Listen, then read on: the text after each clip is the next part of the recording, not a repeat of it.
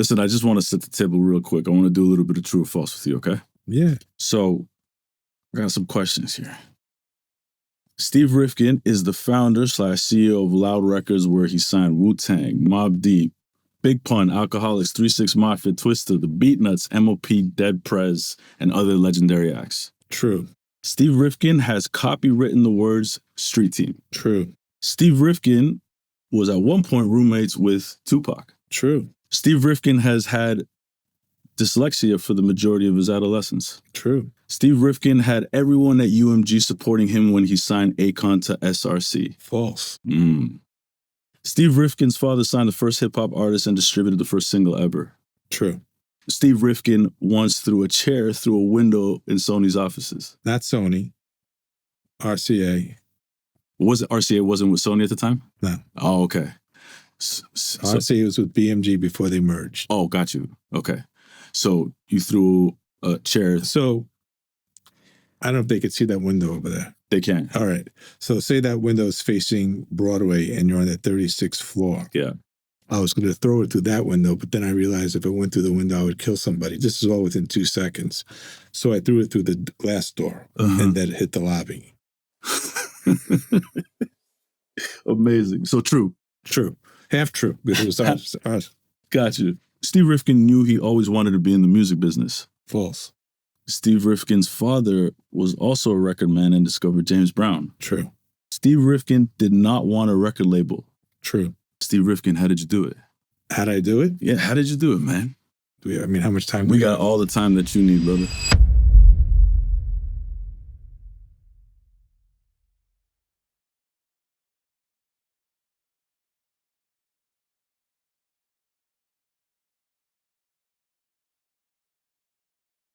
I appreciate you coming onto the podcast. It's actually an honor. Before you answer that, and I just want to say that I have such an admiration for what you did in your career and what you're still doing in your career. I love all the acts that you've signed and worked with, and it seems like a real like brotherhood there, and it's just amazing, man. So all the time. Okay. All right. So how? I was dyslexic, which I said was true. I didn't know how to read or write till I was 14 years old, 15 years old. And I came from money. So, but I was robbing and stealing, not to make money, just to look for attention. Mm-hmm. When I realized I wasn't going to be a professional basketball player, my robbing and stealing went up a notch. But again, all I was doing was looking for attention, because all the girls love bad boys, right? So that's all I was really doing it for. And it's funny, my high school girlfriend's father was the biggest criminal attorney in New York at that time. Oh, crazy. And he would say to her, like, what the fuck are you doing with him? Like, so one time, he says, you're a fucking scumbag or something like that. And like, I don't know why my daughter's with you. Cuts around 7 months later, my grandfather calls me down to Florida. And he was a real guy. Mm-hmm. And he goes, you're going to end up dead or in jail. He goes, why don't you go and work with your father and Uncle Roy? I'm like, they want to run from me as far as possible. Mm. He goes, I'll talk to him. I'm like, Grandpa, like, he goes, they're not going to say no to me. Just don't make me look like an idiot. So a few weeks go by. I'm 18. So, and there are no cell phones. There's, Right. Yeah. 18. So this is 1980, 1979, 1980. And the house phone rings and it's my grandfather. He goes, pick me up today, Eastern Airlines at 4:30 at JFK. Mm-hmm. And I'm like, all right, and where are we going? He goes, we're going into the city. He doesn't say we're going to see my father and uncle. He says we're going into the city. Yeah. My mind, he forgot the conversation that we had, that we could do a hit on somebody. Actually, this is how you're thinking. I'm excited. Like, my dick is hard. Like, it's like, Okay. And I'm like, Grandpa, I never drove in to see. He goes, don't worry about it. I'll tell you where to go. Okay. Then I realized we're going to my father's office. And I'm like, oh, fuck, this is the worst dream I ever had in my life. And they said, we're going to give you one shot about being in the record business. You're going to go on the road for 3 weeks. You're going to fly back to Florida with Grandpa. Mm. Somebody's going to meet you and take you around. So there were two guys that took me around. One guy by the name of Joe Method, who worked with my dad. Yeah. And just one of the nicest human beings you could ever meet, but also one of the scariest human beings you'll ever meet. Interesting. And then there was another guy. So if I'm 18, how old was my dad? My dad was in his 40s. Joe at that time, I don't know, maybe late 50s, early 60s. Yeah. And then there was a guy named Dave Clark, okay, who was older than Joe. Shit. And from the South. Oh, man. And controlled the South. Okay. And I'm saying to myself, what the fuck am I? Like, Joe, I understand. Joe, I knew. Dave, like, yeah. Like, so they're taking me around, and we drove from Fort Lauderdale, Florida to Mobile, Alabama. Don't forget, there's no GPS. I don't know how to read a fucking map. Dave zigzagged across the country 10 million different fucking times. Joe, so they're telling me, go here, go here. I'm driving like I'm their fucking chauffeur, right? Mm-mm. And the first stop, we're in Mobile, Alabama. We go to the radio station. We do what we got to do. And Dave goes, I'm going to go to dinner. I got some girls. I'm saying to myself, you're 65 years old. Like, why the fuck? Like, I'm not going to dinner with you guys. Right. I'll eat at the hotel. Uh-huh. And then I said, how far, like, what's the local college? That, like, yeah, because you're 18. And I forget, there was a junior college. Okay. And I went there. And I forget the name of the college. And it was like a Tuesday night. And they said, and I went to introduce myself. And we talked music, we talked sports, money. We really didn't talk about girls. He says, come on, there's this club down the block. Mm-hmm. Who'd you introduce yourself to? Whoever was working at the radio station. Oh, so you went to the radio station over at the college. Yeah. Got you. Okay, got you. And then there's Dave Clark at this club with 5 of the most beautiful women I've ever seen in my life. And I'm like, motherfucker. He's 60. He's older than I'm 63. He had to be in his 60s with like 20-year-olds. Right. Okay. Right. And I'm like, yeah. And he goes, oh, you made it that young fella. Huh? Now you want to hang. So I didn't know it was like this. He goes, who are your friends here? I said, I went to the local college. And he was so impressed that I did that. And him and Joe are laughing and this, that. Yeah. And from there we go to a Houston. And there's a convention called Young Black Programs Coalition. Mm-hmm. And there was a club called World Champions. And I guess it was by where the Rockets used to play. I don't know if they were world champions. Okay. And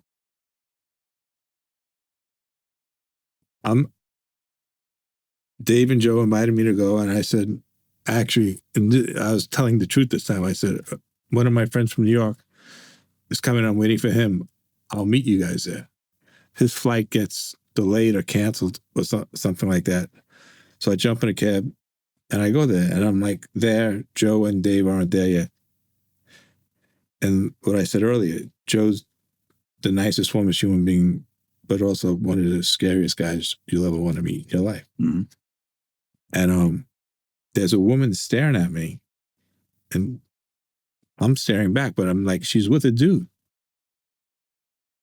And I go into the bathroom, take a piss, and the guy comes. and he beats the living fuck out of me. Busted like me. And just like, you're lucky I don't kill you right now. I'm like, you're going to have to kill me because this is the only way you're going to get the fuck out of here.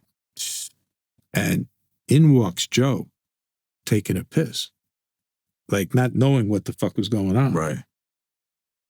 And Jeez. I'm bloody from like, I'm in those days, not that I'm a big guy now, I was like 125 pounds. Yeah. Yeah. But the only way you could beat me up is you really had to kill me. Yeah. You could still go. You're going to go.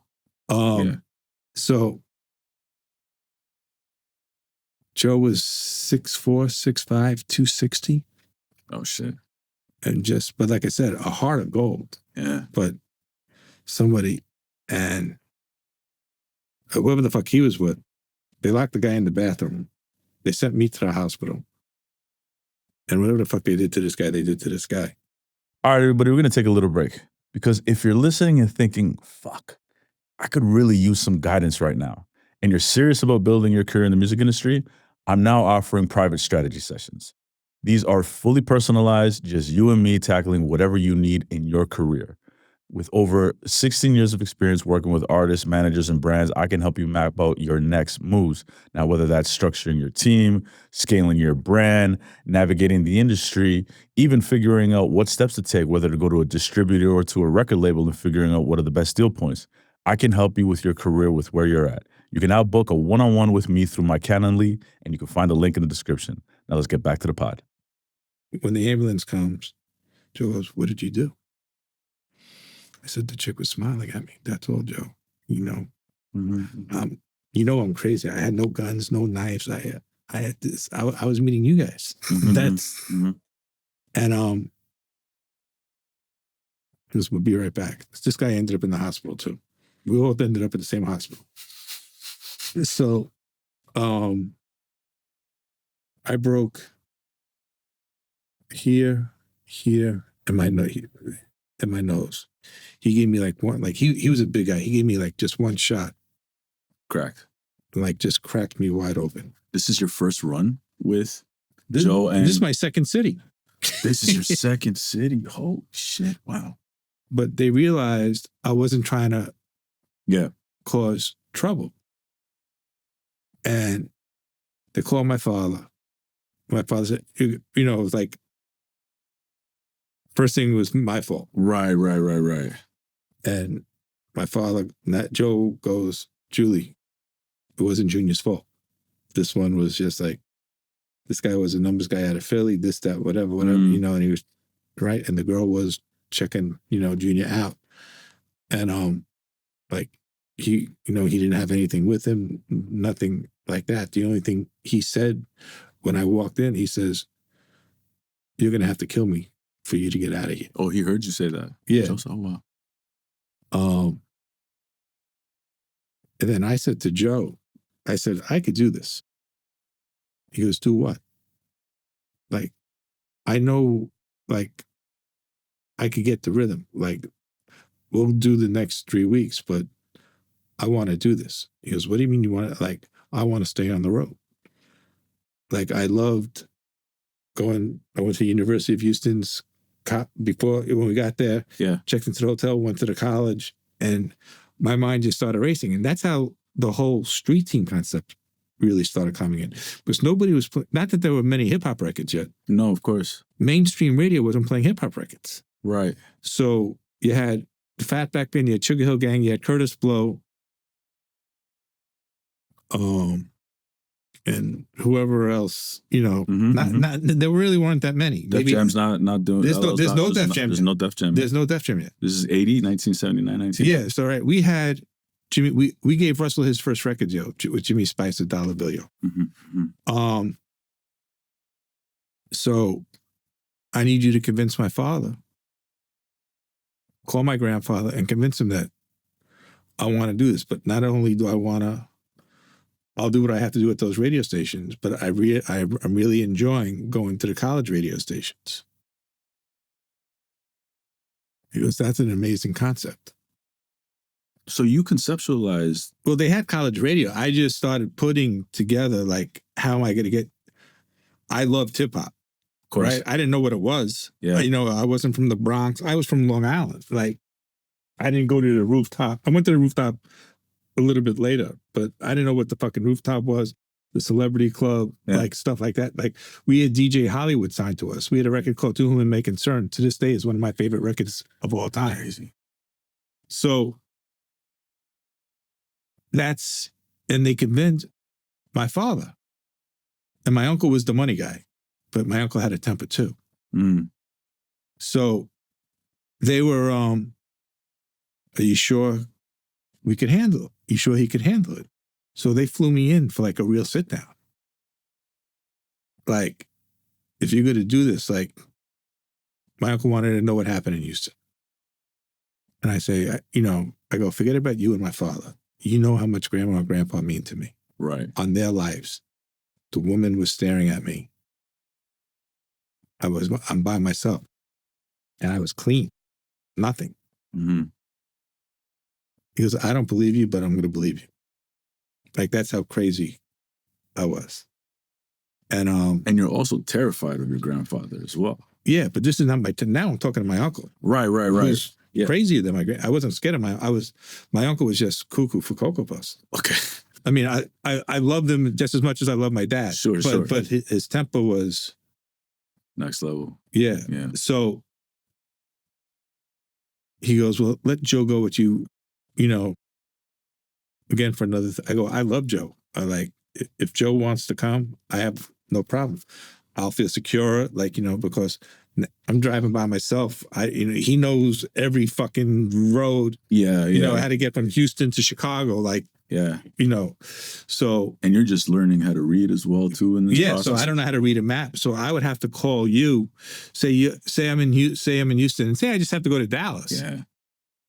I'm calling you at the radio station in Dallas, and I'm writing in longhand on a note, this road to this road to this road, make a right.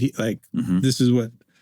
Yeah, that's your process. And that's what I'm doing. I didn't have a map. I had $20 worth of quarters. There was no cell phones. There was nothing. So that's right. Crazy. Yeah. So then, that's how you conceptualize the street team idea. Yeah? So, but the street team wasn't conceptualized yet. I was just putting it together. I was still doing this. Yeah. So funny, the guy who beat me up was from Philadelphia, right? But now I'm in Philadelphia. Like, I don't run into him. Okay. But I run into a guy named Hiram Hicks. Okay. And me and Hiram's girlfriend was a woman by the name of Lady B. And she had the #1 rap show at the radio, at USL in Philadelphia. Mm-hmm. And Hiram was a photographer at the time. But me and Hiram became like best of friends. So, I mean, I'm jumping through years, this, that, whatever. All good. Crush Groove comes out. And a friend of mine was in law school, and his father owned the biggest oil company in the Northeast. Mm-hmm. And he goes, I want to do a cartoon show. This is after Crush Groove. And okay, can you get a meeting with Russell? I'm like, I don't need to get a meeting. We'll just go up to the office, tomorrow. And then I got to talk about the Fat Boys. I'm jumping over stories, but there's a great Fat Boy story. Okay. So we go to Russell. Russell loves the idea. Leor just moved to New York. There was no Def Jam yet. It was just Rush. Yeah. And we get a meeting. We shake hands and we get permission to do this rap cartoon show. And there's a meeting with a guy named Jules Bass, and the company was called Rankin and Bass, and they had the #1 cartoon show in the world, a show called Thundercats. Love that show. So shit, crazy. We bullshit our way in. Russell and Leor never show up for the meeting. Okay. So now it's just me and my partner, me and my friend, who's a lawyer who comes from hundreds of millions of dollars. Yeah. And the guy says, I would love to do it, but I want to do it my way. And I say, well, what's your way? Because I want to do it with frogs. And this way it's universal. I could sell it quicker. I could syndicate it quicker. And my friend, whose idea was, he didn't understand, like, frogs. Like, I said, Dave, we'll put a group together. This is the easiest fucking, in my mind, this was like making a peanut butter and jelly sandwich. You understood it. Like this. And since my dyslexia, I couldn't express it to him the way I needed to, because he's going to law school and everything is A, B, C. Right. So finally, I expressed it to him how I need to express it to him. So I called the casting call. Mm-hmm. And I was going to form a live group, even though on the cartoon show, it would be characters, but there'd be real voices. And it was almost like the Archies. Yeah. Right? Yeah. So that was, so when I said the Archies, he got it. And we put a group together, and I just hired the hottest producers. There was a group called Nucleus, and the record was called Jam on It, right? Mm-hmm. And I think Freddie Webb was, this is so fucking long ago. And I called him, I said, I need a beat just like Jam on It, and then the guys who did Dougie Fresh's record, well, I called Dougie actually, and that's how me and Dougie met. Oh, wow. And we started getting records, and I got a record deal with Capitol Records for $250,000, which was unheard of in those days. Which was unheard of in those days. How'd you get a $250,000 deal? So because they believed in this concept. Okay. So we're having a closing day, right? So my lawyers fly in. The head of business affairs lawyers from Capitol, I think they were based in New York. Okay. Come in. Well, everything was based in New York. And the rank and best attorneys, and I'll never forget it. I don't want to mention his name because if I still see him, I'll smack the shit out of him. Mm. He goes, we need an exact release date. I said, the lawyer said, we can't give you, if we're a day late, we're in breach. Right. If we're a day early, we're in breach. And that shit's moving all the time. Yeah. Right? Yeah. And he goes, nope, I needed an exact release date. And it broke the deal. Wow. And I ransacked the guy's office. Like, I just lost it. Mm. I broke my hand, actually. I put my hand right through a wall. And I locked myself in an apartment. I took all the phones out. I lived on 55th and Broadway. I took the phones out, like everything. I gave the doorman maybe $300. I gave the doorman $100. My father's office was right around the corner. I said, if anybody shows up asking for me, you haven't seen me, you haven't heard me, here's $100. Locked myself in, majorly depressed. And then there was a deli across the street. And I went to the deli, and the doorman says, here's a note from your dad. He knows you're here. Mm. And he gives me the note and says, fuck me, like fuck him, but call your mom. Right. And that brought a tear to my eye. So I call my mom, and call waiting just started happening in those days. And I got a call waiting, and was this guy Hiram from Philadelphia. He says, I'm coming to New York tonight for Dougie Fresh's Gold Party, and I'm bringing Mike Bivens. I'm like, who's that? He goes, the guy from New Edition. He would love to meet you. I said, Hiram, I'm going through a really hard time. He goes, come on, man, just meet me 20 minutes. Mm-hmm. Mm-hmm. What time? We'll be in the city around 10 o'clock. I said, I'll meet you there at 10:30. So I go there, and there's Mike, and it was just, hello, how are you? Right. Like, I gave my 20 minutes and out. And Hiram goes, well, what are you doing tomorrow? I said, I'm going through a hard time. He goes, have lunch with us. So there was a famous deli across the street from my dad's office where we had a charge account. I had no money. Okay. And I said, all right, let's meet at the Stage Deli at 1 o'clock. Is your father going to be around? I go, he has a lunch. My dad would eat lunch every day at 1 o'clock at someplace else. Yeah. He has a lunch meeting, but he'll probably be in around 2:30. He goes, can we meet him? I'm like, yeah. I mean, for what reason? Just want to meet him. So my dad was a phone guy. So to like really meet my dad, you had to take the phone out of it. So my uncle wasn't a phone guy. He was just like, paper, money, Mm-hmm. So we're talking to my uncle, and my uncle goes out of nowhere. Who's managing you? And Oh, so you're all together now at this point. it's the next day. Yeah. Next day. Yeah. Like I calmed down, everything else like that. And he goes, well, that's why we're here to talk. And I look at fucking Hiram, and I'm like, did I just hear this correctly? He goes, yeah. And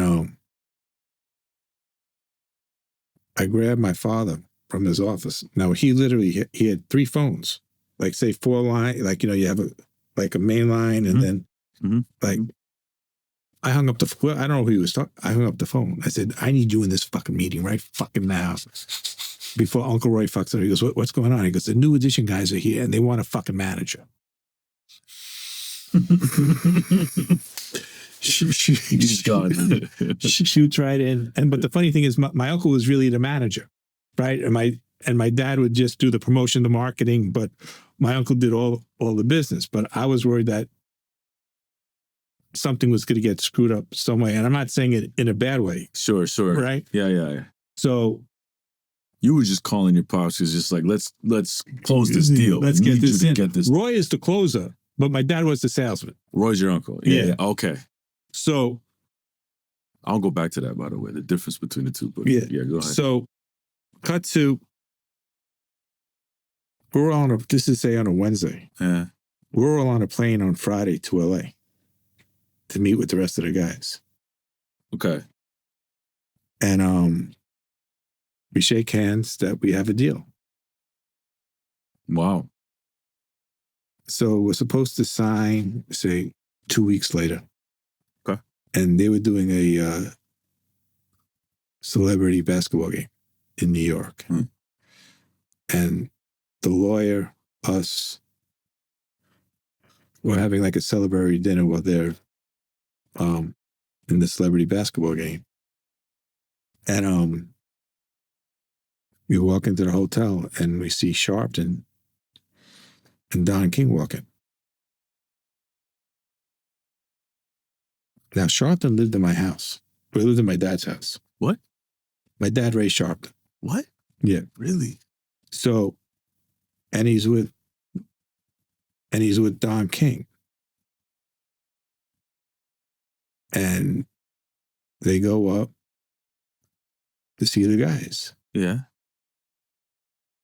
And I think Don offered each one of them $1 million. Each one of New Edition. I don't know the exact number. And to manage them. to manage them. Oh shit! So they're coming now. After, right? So, Wow. and when they're coming down, now don't forget, I'm crazy. Don't forget, I mellowed, but I still got that crazy. Clear. Yeah. And I said, I'm going to see you, motherfucker. And I say it to Sharpton. So this is Saturday. We go back up, this, that, whatever. And they said, well, they just offered us $5 million. I said, we can't give you $5 million, but we'll make you XYZ amount of money. And I said, I want an answer by Tuesday. Who did you say that? I said it to all of them. To all of them. And I'm 22. Yeah, how old are you? 20, I'm 23, but now it's just like, I want to just get Sharpton. Yeah. You're seeing red. So that Monday night, remember the deli that I went to get the sandwich? Right. And the guy gave me a note to call there's Sharpton with his fucking crew. And I just smack him square in the fucking head on 55th and Broadway. No fucking way. And like, melee, just. but they're trying, and he knows that if I get touched, but I want to get touched, like, let's go. Like, there'll be a different type of war on his hands that he's not going to want. Then I get upstairs, an hour later, and it's my father. He goes, you really are the dumbest motherfucker. He goes, you could have gotten killed.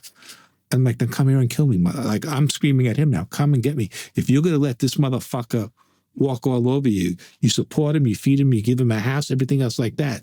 I'm like, you're a fucking asshole. Mm. And I hung up on my father. I go, I'll see you tomorrow. And he goes, who the fuck do you think you're talking to? I said, I'm talking to you. You bring your crew, I'll bring my crew. Let's go. Who are you saying this to? I'm saying it to my Oh, father. you're telling your father. Okay. I don't go to the office. I'm not talking this, that, whatever. Wednesday night comes. Hiram calls me. And he goes, fuck Don King and fuck Sharpton. He goes, and I'm not saying no disrespect to Don King. Like, so just if you ever, like, Yes, sir. you guys got the group. I go, Hiram, are you sure? He goes, yeah. But he goes, don't say anything to your father and your uncle yet. Let it. I said, no, let them fucking sweat. Which becomes a recurring theme later on in your career too. So Yeah. Friday calls, they call my father. And we got the group. Right. I already knew. So now my father's trying to make peace with me. And I'm like, nah, fuck that. Like, I'm not, this is, I don't know if you know who New Edition is. This is the biggest group in the world. This, that, so on, so on. It's like, Yeah. This is my time, right? You brought me and Hiram as a partner. I'm not letting you fuck this up. I'll fight till I die till I get this group to a whole different fucking level. Mm. What made them go with you?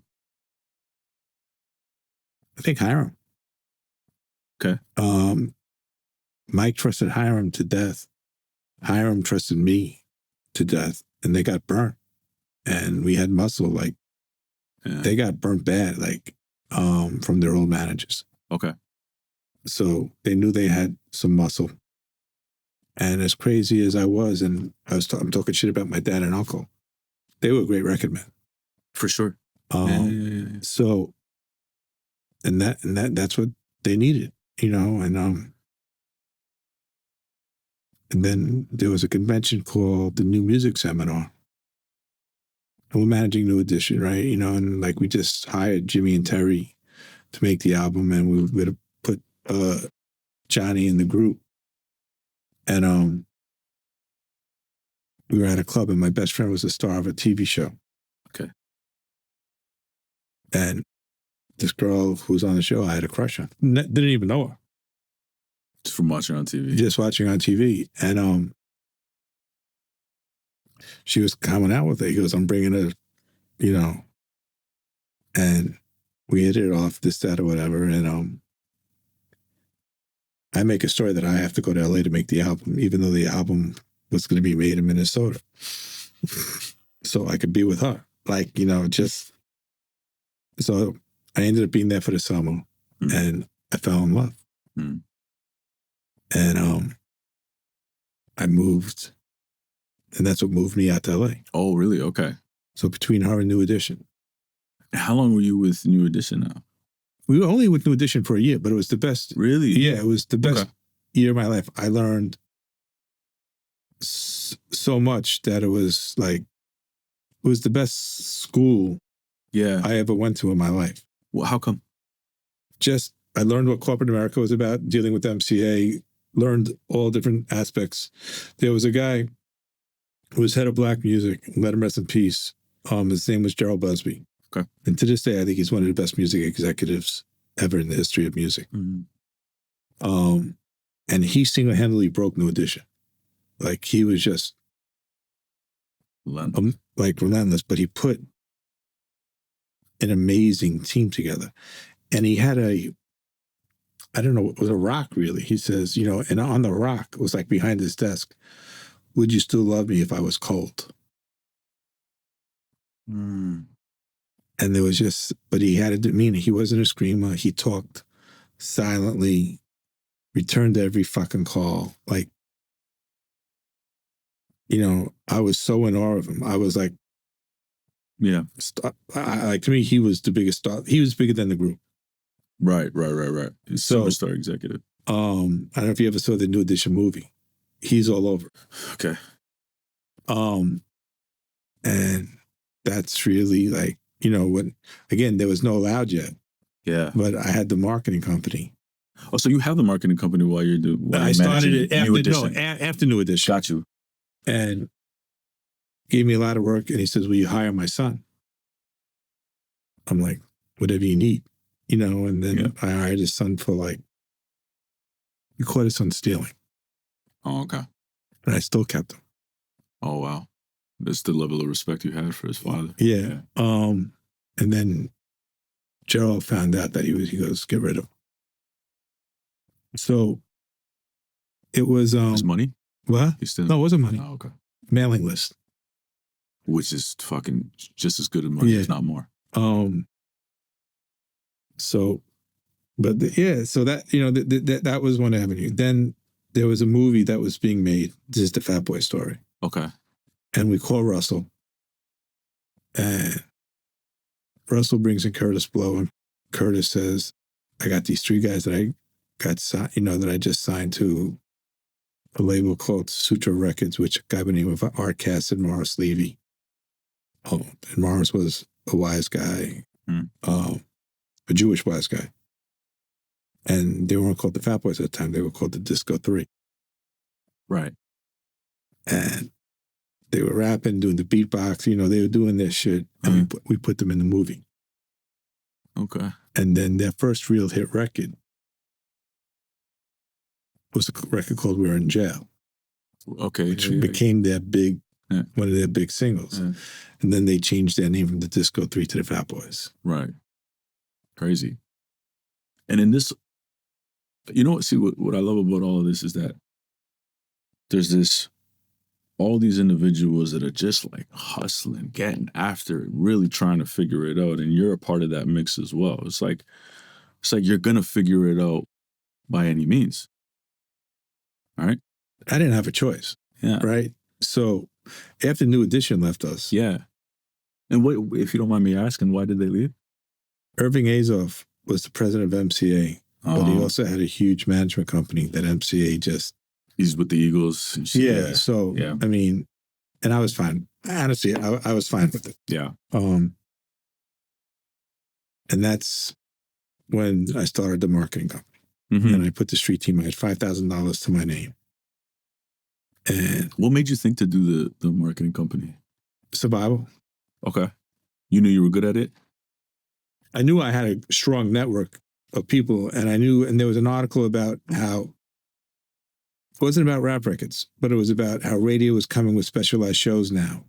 Okay. So it wasn't original programming. Some DJs would come and just like Mr. Magic at BLS. Yeah.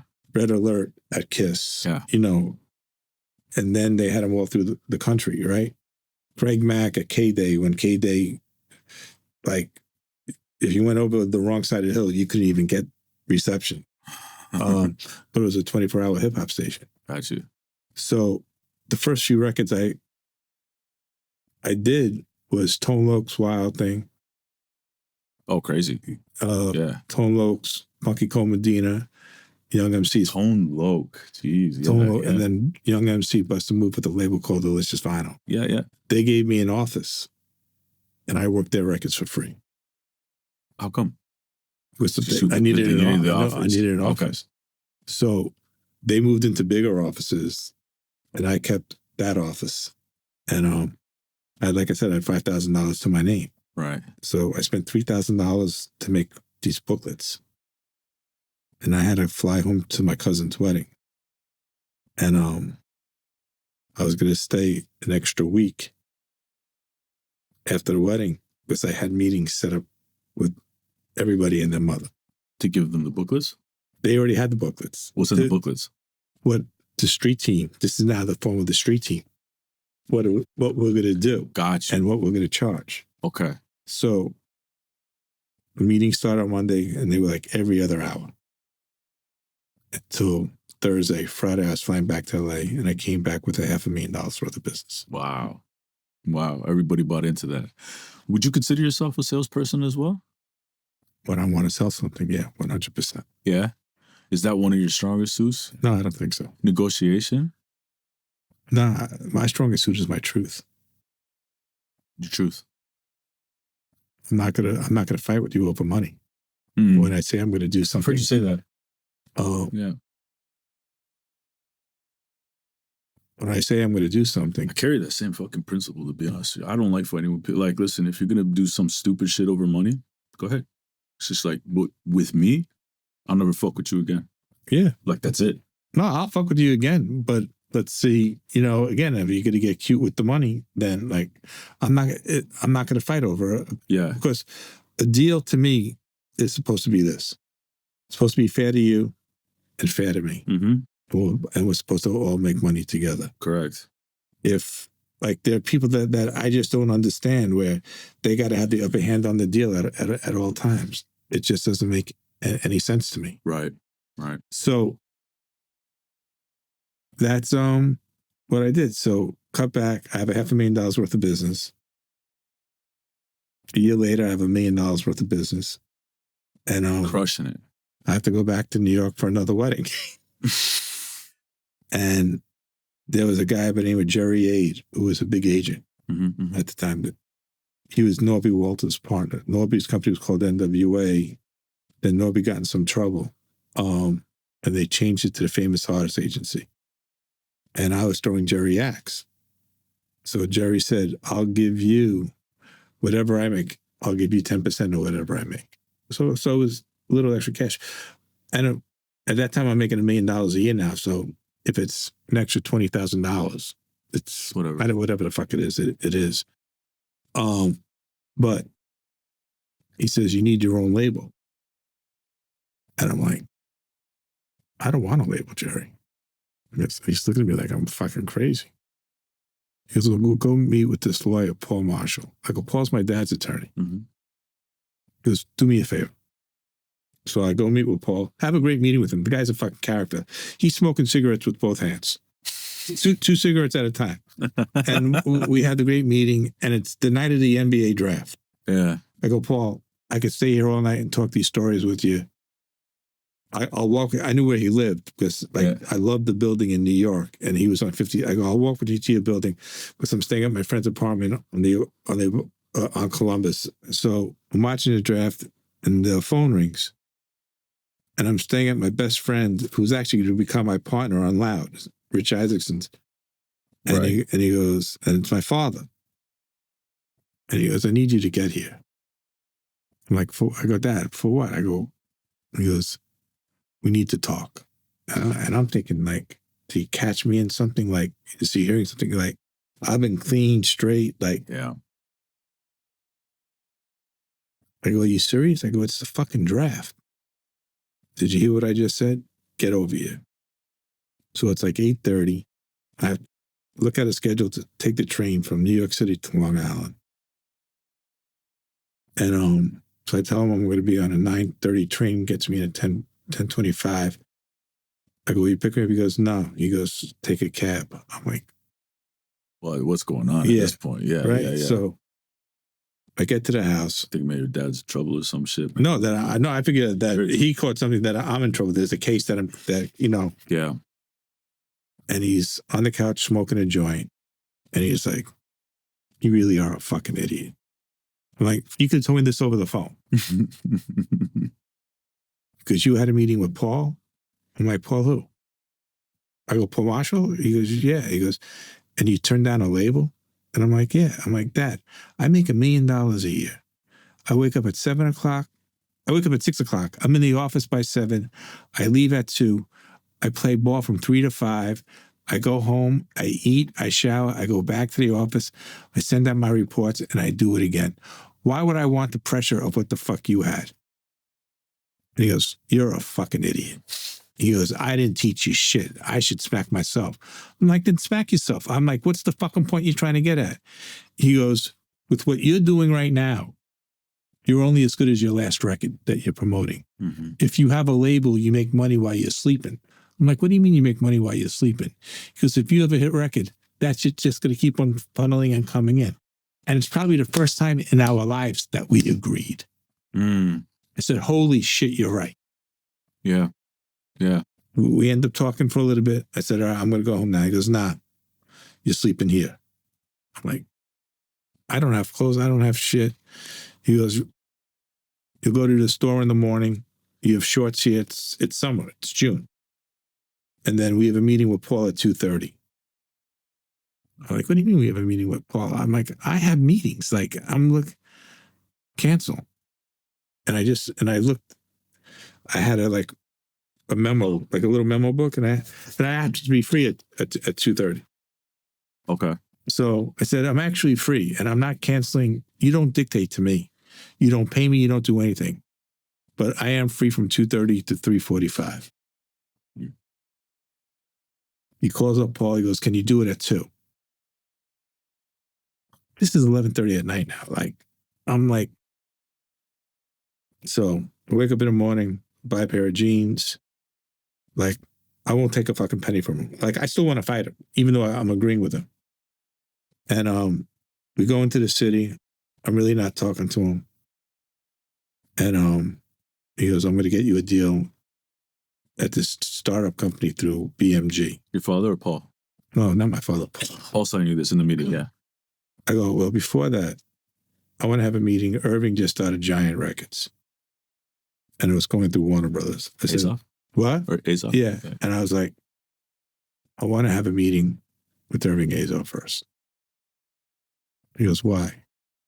I said, I just love the way he operates. And they looked at me. He goes, let me see what I could do. And I get the meeting.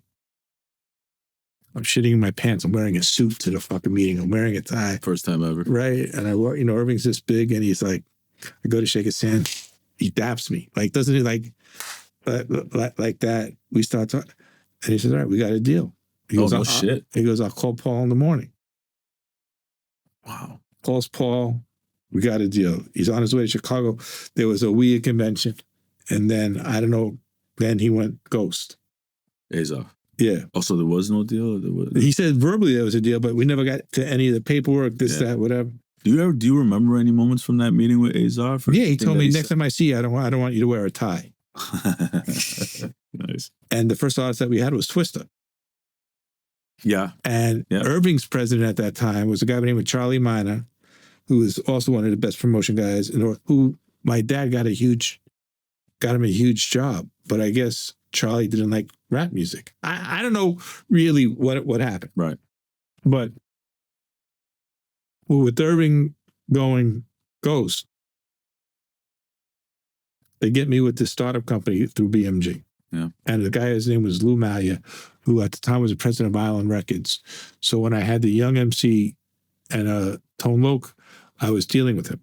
Oh, okay. Yeah, because you're dealing with everybody at this point. Yeah. So I knew Lou. He goes, we have a deal. I said, do we have a deal or you go on ghost? He goes, when do you want to sign? I said, I would sign now, but you got to get the paperwork to Paul. He goes, how about, this was Tuesday, and it was like 3 weeks after Irving. Uh-huh. I go, we could have this deal done by the end of the week. I was going to Chicago when they were announcing the original Dream Team. 91. Mm-hmm. I was in Chicago, and I didn't know what a fax was. And they sent a fax to the Nico Hotel in Chicago, and I signed it. Crazy. And I was in Chicago, hanging out with Magic Johnson, Michael Jordan. I was consulting Nike at the time. I was going to say, how? I was consulting Nike at the time. And my best friend who was on the TV show got invited from Nike because he was this big celebrity. Oh, okay. So, and we had the time of our lives. Like in Chicago, I just signed a record deal. Yeah. Yeah. Right. It's like a celebration with the Dream Team. Like, talking about. Right. And at dinner, at the table that we were sitting at was Michael, Magic's wife. Fuck. David Falk and Michael's father. Crazy. And Michael's father and mother. Crazy. And Brian and myself. So, and then Howard White, who worked at Nike. Yeah. Ahmad Rashad. Like, there was it turned in, there was like a private party. I don't play cards, but they were all playing cards. Yeah. And I said, man, I own a record company now. Like, you know, and then I officially signed Twista. Right. And the deal with Lou was we sign an act for $50,000. Okay. And if I get it up to 50,000 in sales, I get $750,000. Really? And so the original deal that you did though was for 50,000? And I would finance. I'm making a shitload of money through the marketing company. So you're okay with that? Yeah. I'm okay with that because I know if I hit the 50,000 mark, I get $750,000. That goes in my pocket. That's not for marketing. And then they have to kick in for marketing. Okay. I see. We ship 60,000. Explain what shipping is, because this generation is not going to know what shipping is. Say this is a record. Yeah. The stores, like, who makes this nice bottle? Path. So they ship 60,000 bottles of water. They ship 50,000 bottles of water. I would get $750,000. Right. Right. So we shipped 60,000. Yeah. And that was a term that was used back then where it was like, we're shipping gold. We're shipping half a million. Yeah, exactly.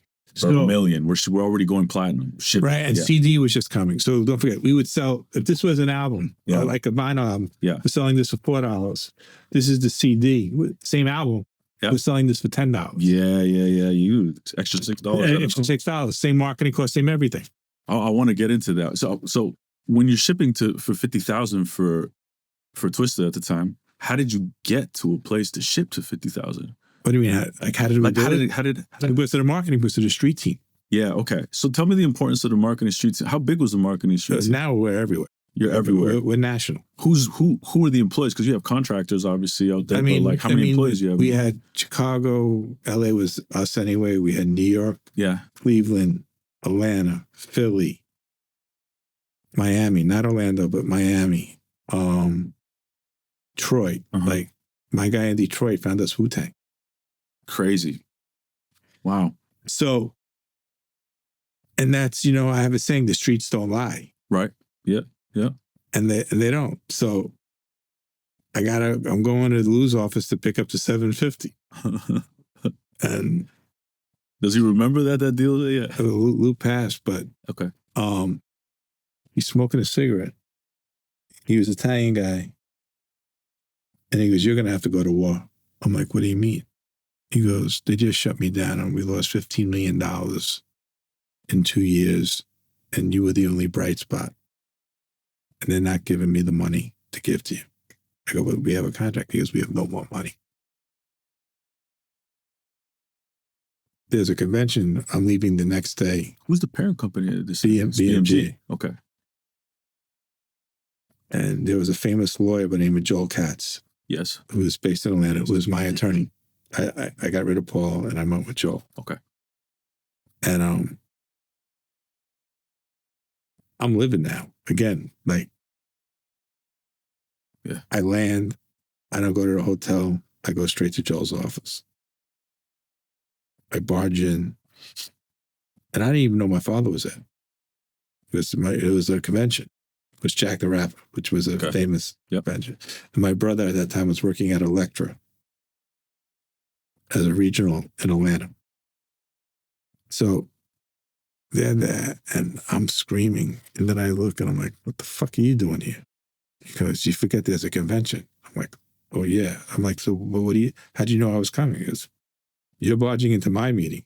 And I realized I didn't even have a meeting. I just went straight. Like, I didn't even check into the hotel.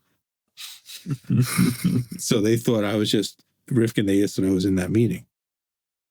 And I said, "Joel, what do we do?" He goes, "The president of RCA is in the next office. I'm sure he heard you screaming." Right. Because I was screaming at the top of my lungs. Right. And I walk in. He wasn't the president. He was the EVP GM. Joe Galante was the president. His name was Ron Irvin. And Ron goes, "I heard everything." He goes, "Can we have dinner tonight?"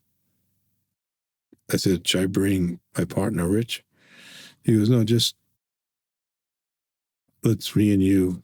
Like, I really want to hear your vision." Mm-hmm. Mm-hmm. So we have dinner and we shake hands at 2:00 in the morning at the Nico Hotel in Orlando. Can I ask here? When you tell him your vision, It was the same vision that I told Lou. which Like, is I want to take these street records. I want to have a pool of money for picking up singles where I don't need approval. Okay. And that's how I got Wu-Tang on a single. on a single. Protect your neck. Protect Your Neck. Yeah. So he loved that idea. And I said, well, you know, and if it sells 50,000 albums, we'll give him $60,000. And then I went lower. They were giving me a little overhead now. Mm-hmm. I want $500,000. And he says, I don't know if I could do that, but I'll give you, we'll figure something out. And it wasn't $500,000, but it was maybe $150,000. But he goes, I'm going to make it up to you in other ways. You could do all the marketing for us and we'll pay you a quarterly fee. Right. So you're on retainer now. Yeah. No, so we're on retainer and we're working all their records. Yeah. So it equaled out pretty much Sure. the same way, just different. Yeah. And now he's about to leave to go to Sony. Oh shit. Okay. And the album just came out. And he told me, he goes, renegotiate now with me. I'm leaving at the end of the year. The album was coming out November 9th. Which album? And the 36 Chambers. Just 36. Okay, got you. Yeah, yeah. And we went from like $15,000 a month in overhead to $40,000 a month. And we went from $125 a quarter to $300 a quarter to do all their marketing. Okay. So now it's a real deal. So it's like close to $500,000 or, you know, 580 or something like that in overhead, $1.2 million in marketing that we would get to put in our pocket to market their records. Right. It's moving, man. It's all self-sustainable. How big is your staff at this point? It's around 30. Including the market, the street team, like the marketing and the label? Everything was pretty much merged into one now. Yeah, yeah. And then I broke it back. Then I broke it back up to 2 again. Right. Then, you know, and then when Wu-Tang hit, we kept on changing the deal every fucking 4 months. Yeah. And then when Mobb Deep hit, kept on changing it again. And then, like, you know, so when Mobb Deep hit, then we came with the Rifkind record. And then it was just like, now it's time that I get a real check out of you fucking guys. I heard you say that Mobb Deep is the most, like, Wu-Tang is the start of the tree. Mobb Deep is the most important record. Yeah, because it was we weren't a one-hit wonder. Yeah. Yeah. Mm-hmm. You know, at the show the other night, Only Built for Cuban Links and Infamous are my 2 favorite albums. On your label, period. In life. Yeah. Actually in Capital Punishment. Capital Punishment is mine.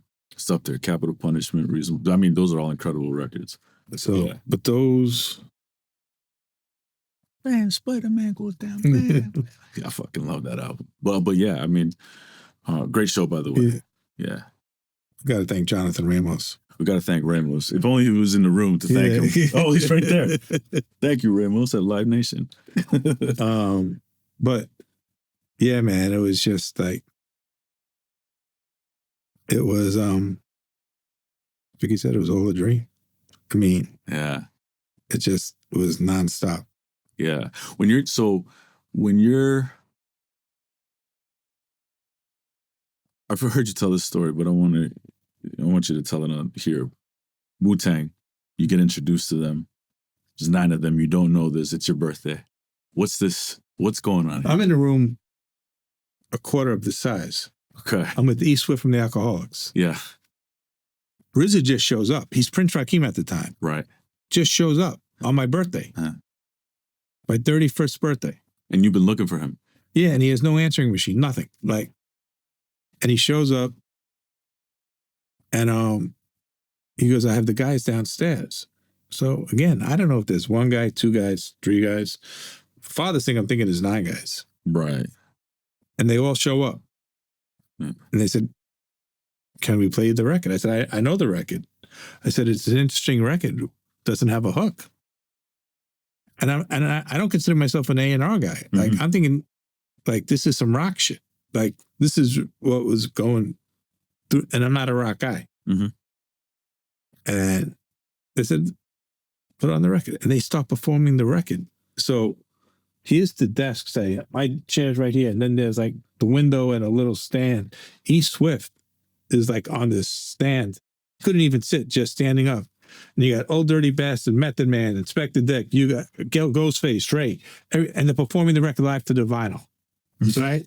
Some guy comes running in the fucking door in a jumper suit, like custodian jumper suit, and says, "That's that shit." And walks out the fucking door. To this day, I don't know if RZA set me up or somebody set me up, or if it was really a custodian that worked in the fucking building. Yeah, you owe him a check. Yeah, I said it. So you heard that. Yeah. But nobody, we gotta find that guy. Yeah, nobody ever collected. Whoever this guy is, just know there's a check over there, man. Every year there's interest accumulating on this check. That's incredible. So yeah, and so you go and then you do the deal with Wu-Tang. We do the deal with Wu-Tang. So, but I'll say something, because I think that's like, first of all, it's 9 guys in a group. Anybody at a record label, even today, and I'm sure at that point would be like, 9 guys, like this will never work. This is insane. But the story gets crazier. Okay. Now they want to do the solo records. Right. Like, and the solo records, they want to say, go, we want to go out to other labels. We don't want you can't have it. And that's a problem. Right. No, to me it wasn't. So for you it's not, but no, yeah. But with I had New Edition. So Ralph was always threatening to leave the group. Right. That's why we had to put Johnny in. And in my mind, granted, there are some artists who left their group, became bigger than the group. Sure. But to me, the group is usually always bigger than the artist. Now, Lionel Richie, when he left the Commodores, bigger.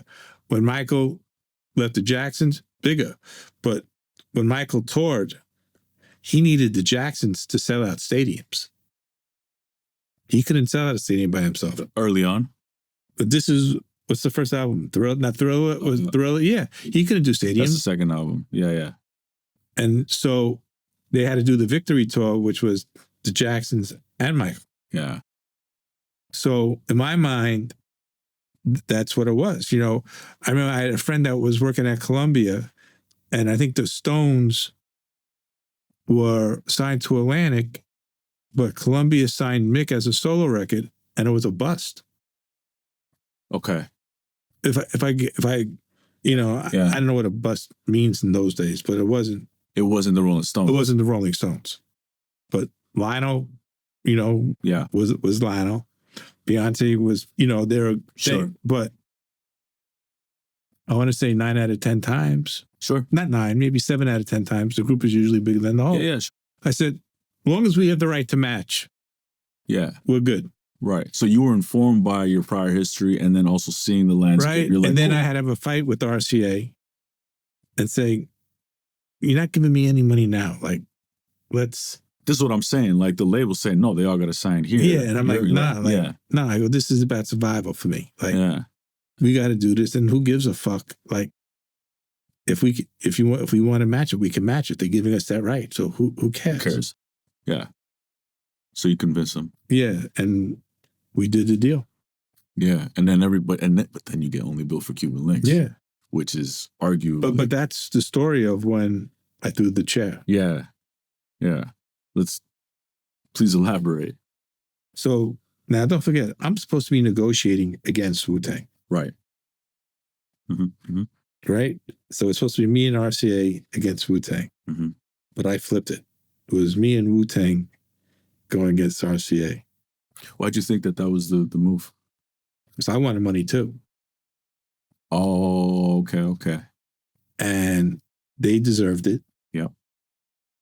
And I just found out my girlfriend was pregnant. And I was like, we're doing this together. Nobody's going to break us apart. Like, no conquer and divide shit. So when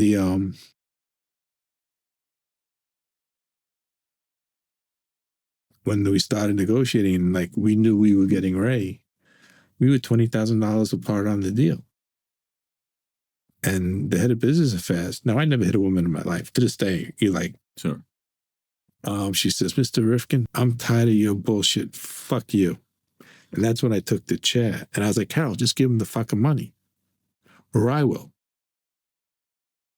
And is RZA in Yeah, that? so like, yeah, so here's the table. So it's the two lawyers, my lawyer, their lawyer, Yeah. Divine, RZA, myself. Yeah. And then on the phone, then there was the RCA team. Then on the phone was the head of Black Music, let him rest in peace, Scott Benny, with Skip Miller, who has been great for me from day one. Mhm. Like, it's just a standout dude. And my partner, Rich, who was in LA sick. And I'm like, Carol, just give him the fucking money or I will. And she says, I'm tired of your shit, Mr. Rifkind. They're not getting another fucking penny.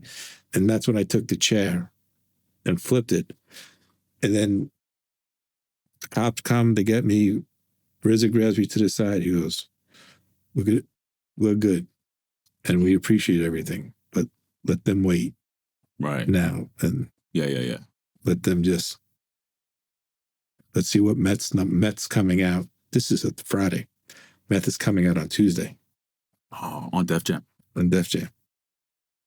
And, you know, he does 120,000. Mm-hmm. So there might have been emails, but I didn't know how to do an email. So I left and everybody's away on Thanksgiving break. I call the president and the head of business affairs and the head of marketing. My guy's already gone. I leave him like a 20-minute answering message on their machines. Mm-hmm. Because Meth you Man had just meth did first. forget about meth. Okay. I go, look at the numbers that he did. For $20,000, you're gonna like lose something now in the numbers. Right. Right. Okay. So they come back, Monday comes, and I mean, they hate me. There's no questions asked. The president didn't really hate me that much. Yeah. But the business affairs, everything else like that. Yeah. And I said, I don't know if we could get this done. Right. So now there's a new CEO of BMG Worldwide. Yeah. Now, BMG is a family-owned business. Mm-hmm. So the CEO came from the movie business, and he was a nice guy. His name was Strauss Zelnick. He actually owns EA Sports now. Oh, wow. NBA 2K, is that what EA is on? No, EA Sports is, well, maybe it is now. I don't know, but I think NBA 2K is separate. Okay, so he owns NBA 2K. Okay, cool. So, but there was a guy by the name of Kevin Zinger who ran the family office for the Bertelsmann. So, and me and Kevin became best friends quickly. And he, even though Strauss was the boss, I think Strauss had to report to him in some funny way. Well, yeah. I mean, family office, right? Yeah. Yeah. So I say to RZA, let's get this done. He goes, what do you want? Like, what do we got to, he goes, let's get Ray a mill and give me 6. 1.6. No, or for you, 6. 6. 6 for the next Wu-Tang album. Got you. Okay. I said, I'll call you back in 2 minutes. I don't even call Strauss, which I should have. Yeah. Sure. But I called Kevin. Yeah. He goes, will they do a double album? I said, I don't know. I'll call you right back. I got you to 6, but they want to do it as a double album. Done. And the significance of a double album? It was just double the money. Double the revenue. Yeah. Yeah. So, done. And then I said, which Kevin didn't know, I go, but RZA, we need, like, you'll get your money in certain ways. Like, I just can't give you a $6 million check. Like, we need deliverables. Okay. Perfect. But I said, you tell me what the deliverables are so I don't strap you. Oh, crazy. Wow. You give him, yeah, okay. Yeah. He goes, all right, give us 3 now upon signing. And then, and I forget how, it wasn't like every 2 or 3 months. Like, it was a double album. So yeah, whatever it was, and give Ray his money, give him half now, which was fine. So I said, all right, done. And I said, and Kevin to make Kevin feel good, I said, Kevin, these are the deliverables. He has to deliver this, and this way he gets the whole thing. Right. He goes, man, thank you. I didn't even think about that. Oh, wow. Oh, so you put the deliverables. Oh, Yeah. Oh, shit. So everything went to perfection. Right. And I always thought Wu-Tang from the get-go was a rock group. It felt like it was like that in many ways. I called up the manager of Rage Against the Machine, a woman by the name of Bridget. Okay. And I think she's from Canada. Is she? I don't know if she's from Toronto or Vancouver. I didn't know that. Okay. I'm almost positive. Still? No, I don't. Well, I haven't spoken to her in years. Okay. And I said, what do we have to do to open up for you guys? She goes, nothing. She goes, I think it's the best idea in the world. That's such a fucking crazy idea. Yeah. Great idea. So I have to convince the guys. Theory. I have to convince the guys to do it. And the money wasn't great. Yeah. Don't forget, the money's never going to be great because there's 9 of them. No matter what. Yeah. So, and they started the tour in the strongest markets where I really didn't need them. Like, we could have headlined. Right. Right? Right. But now we're going into markets. So you started in the East? We started in the Northeast, but now we're going into the Midwest, the South, and they're fighting with each other, the guys. Okay. Right? It's like, it's like, we're just as big as them. Yeah, we're in the Northeast, but and we sold 700,000, a little under 700,000 the first week, which is a double album, which is equivalent to say 1.4. 1.4. Yeah. Right? And then we took a huge nosedive. Then the video started climbing. We started climbing again. Yeah, Triumph. Yeah. Yeah. And if we lasted on the tour, this would have been the biggest selling hip hop album of all time to this day. You think so? I know so. Yeah. Because I don't believe in analytics, or I hate the fucking word, but how we were climbing without a radio record, just with the video and the tour. It was the first time Triumph wasn't on the radio?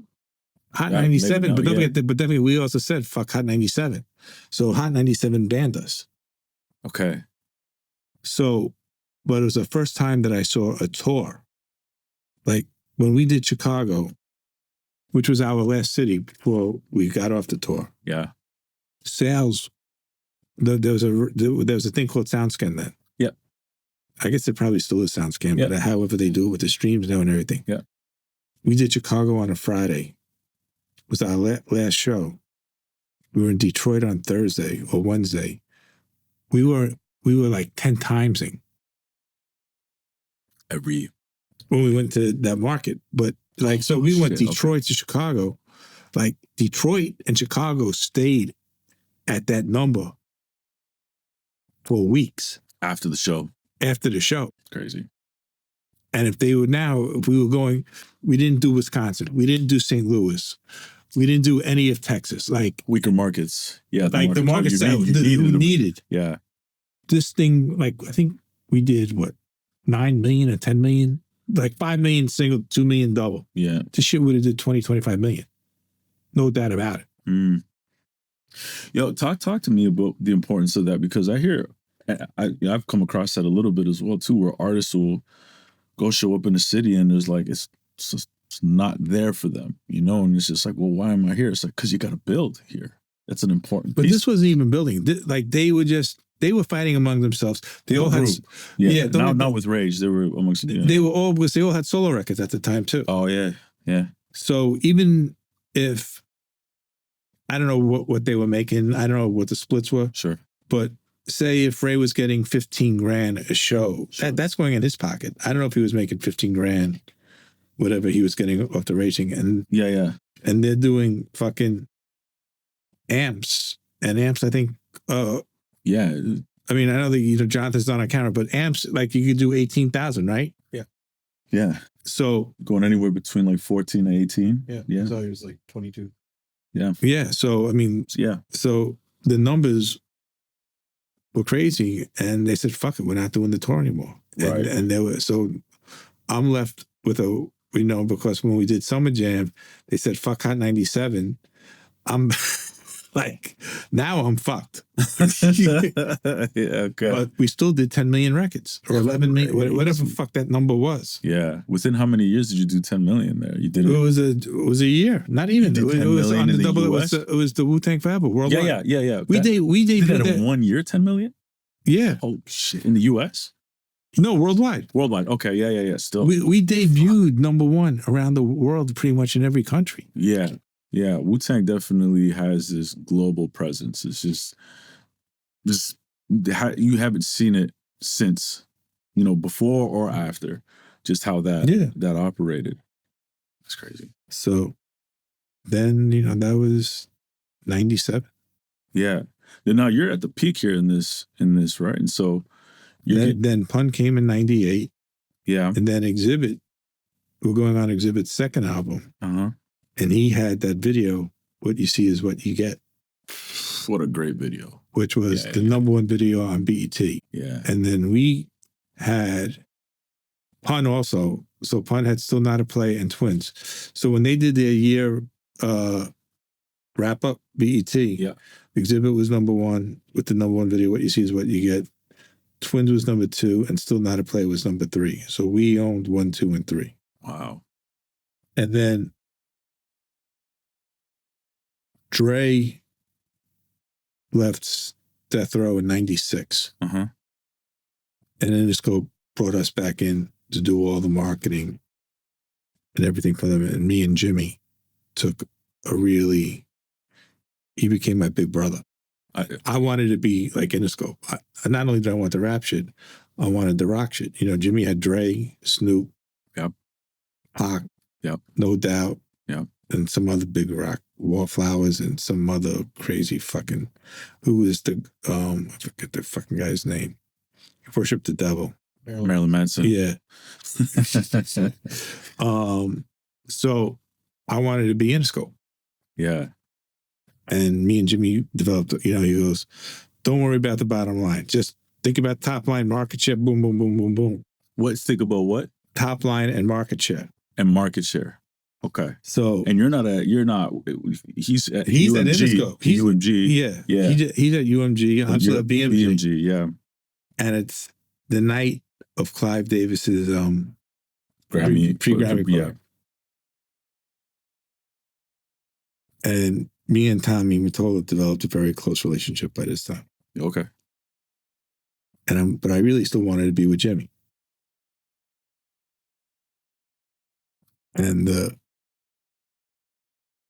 president, not Strauss, but the president of distribution at BMG, we had to start reporting to.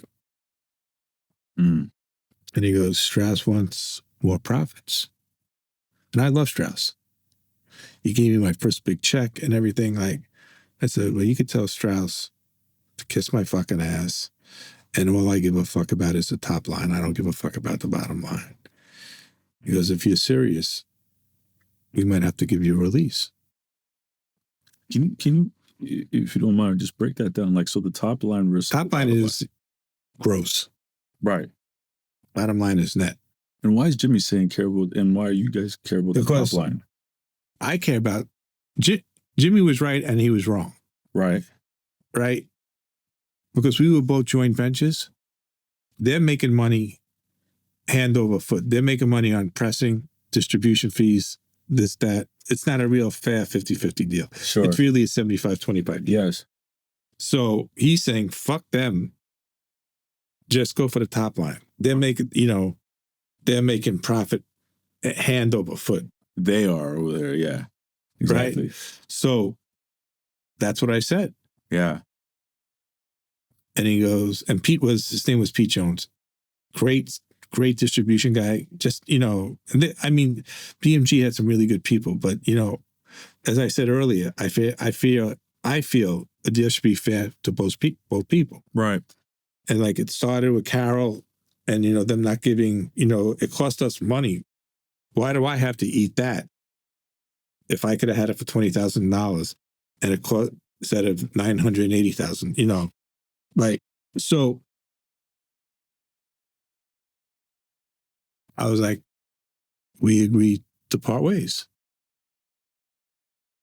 And he said, yeah, we shook hands. I said, no beef, no anything. I said, when can I start shopping? He goes, you can start shopping now. Loud. Yeah. So I don't say anything to anybody. Rich was there. I go, Rich, let's just keep it quiet. We called my attorney. And I said, Alan, I want to keep it quiet. Grumman? Yeah. Oh. And he goes, why? I said, I just want to make sure, in my own head, I just want to make sure I'm doing the right thing. So I go home. I don't even tell my wife. I meditate in the bathtub. Me and her get dressed. And it's at the Beverly Hills Hotel. And we're walking in. And all of a sudden, we want you to do the red carpet. And I'm looking, they say, is it true? Is it true? Is it true? Is it true? I spoke to Alan an hour ago. Word got up. Right? And it's me, Nicole, and my father and mother. And the three of them are looking at me like, is what true? I said, I don't know what the fuck they're talking about. Right? So Alan is in front of me doing this they're literally forcing me to do this red carpet thing. I just want to go straight, like, into the event. Clive Davis' right? event, yeah. And Nicole goes, what's going on? I'm like, I'll tell you later. Nothing. Yeah. Right? So my father grabs me. He waits, he goes, what the fuck is going on? I said, nothing. He goes, don't fucking lie to me. I said, I'll tell you later. And we walk in, and you have every label president, like, there. I don't wear jewelry. Fucking salivating. Just like, fucking, yeah. And we go to sit down too, and we have a really good table too. Yeah. Right? And Nicole was really close to Russell and Kimura. Okay. And she goes to say, Lord, I'm sitting there, like, I'm just trying to catch my breath. Like, I'm like, this is the craziest thing that maybe I should stay. Like, that's really what I was thinking. Then Whitney Houston comes. She goes, who the fuck are you?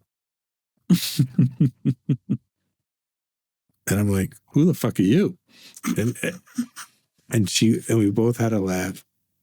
She goes, I'm Whitney. I said, I know you are. She goes, well, she goes, why is everybody kissing your ass? I said, I think I have a reason why, but I'm not 100% sure. She goes, what do you mean? I said, I own a label called Loud Records as Wu-Tang, Mobb Deep, Big Pun, and I just became a free agent like a few hours ago. So I think that's why. She goes, how'd you become a free agent? Like, she was, I go, let's not go there. You're with the, I mean, like. Yeah, okay. And that was the only time that me and Whitney ever spoke. Okay. So, like, if I wanted to take a piss, there was a photographer, like, see, like. Yeah, where are you going? What's like, going on? Yeah. And I'm like, no one can keep nothing. Secret in this fucking town. And get in the car. Did you talk to Alan though in this? Yeah, Alan's. I don't think it was Alan. Okay. Yeah. I go, Alan, did you say? He goes, no, it was Pete and Strauss that said something. They thought they were going to be able to badmouth you. Oh. Okay. And it bit him backfired fucking heavy. And he goes, meet me at the hotel at 9:00 tomorrow. Yeah. I go, all right. And when will the meeting start? He goes, tomorrow. At 9:30. I go, where? I go, at the hotel. At the hotel. And the first meeting was with a guy named Roy Lott, who was the president of Capitol. I go, I just want to be with Jimmy and Doug. Like, get that? He goes, well, what about Tommy? I said, I want to be with Jimmy and Doug. And for whatever reason, I don't know why Doug couldn't do it or if Jimmy blocked it. Like, I don't really know why I didn't end up there. At Interscope. Interscope or Universal. I don't know, whatever the fuck it was. So now it's Super Bowl. What do you mean you didn't end up at? I didn't end up with Jimmy. I ended know up that. I ended up at Sony. So Oh, that's right. Yeah. Okay. so but I don't Sorry, know. I'm thinking SRC. Sorry. Yeah. So Okay. I don't know why we didn't end up there. Okay. So it's Super Bowl. And Tommy invites me on his plane, Mhm. or the Sony plane. I was going to be there anyway. Back when all the chairmans had the planes. Yeah. Yeah. And it was me.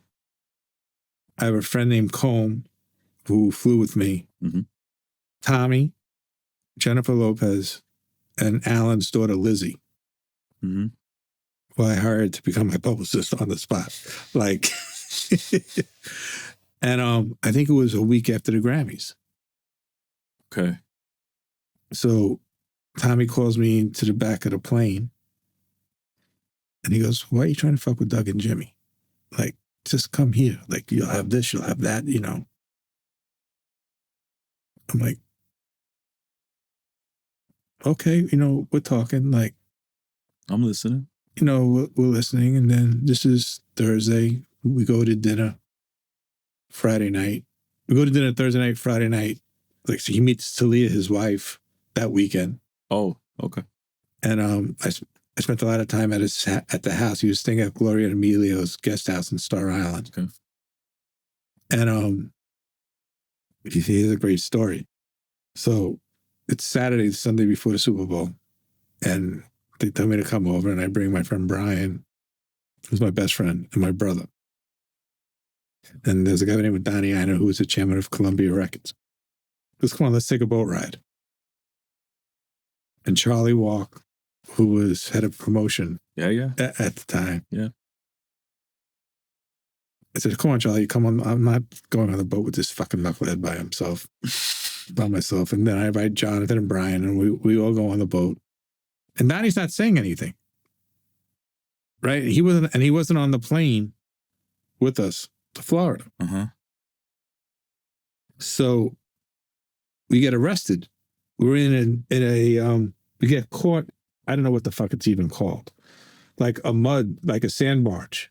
Okay. But there's no boats allowed in there because it's a humanities zone, like only rowboats, like just the like these fish that are like, Got you. like Yeah. this exotic fish. Yeah. Right? So there's a rowboat coming, and the guy goes, "Can you give us a lift? A push to get out of there?" He goes, "You're really deep in." He goes, "You could probably have to wait until the tide turns." He goes, "When will that be?" He goes, "A few hours." The Coast Guard's coming. You got helicopters fucking like ready to shoot us.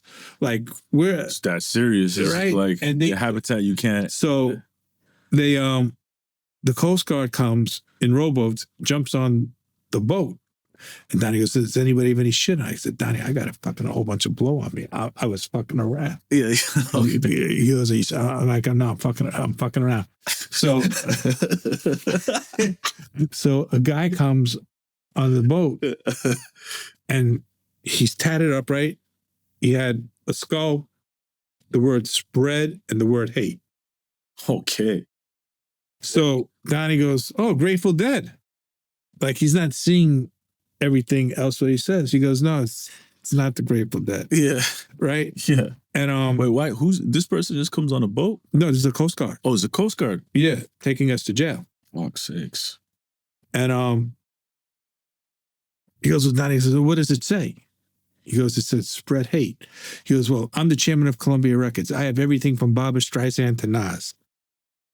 And like I said, "Donnie, that's the smartest thing I've ever heard in my life. This guy has a fucking thing on his arm that says spread hate, and you're talking about a Jew and a black person. This is what he wants to fucking hear." We go straight to fucking jail. Coast Guard jail. We're handcuffed on the boat. Good. And they're letting one person make one call. Donnie has Charlie. Yeah. Go into Charlie Walker's also arrested. Charlie's go into the Coast Guard jail to make the one call. Charlie's in tighty whities and a fucking wife beater. He's gonna see that. I was send this to. But he knows, he was there. He knows the story. To this day, we still laugh our asses off. Yeah. His wife and my wife are like best friends. Okay. So my ex-wife. And then finally, like, Tommy's not answering the phone, but like whoever run, like Gloria, they got us out where. Yeah.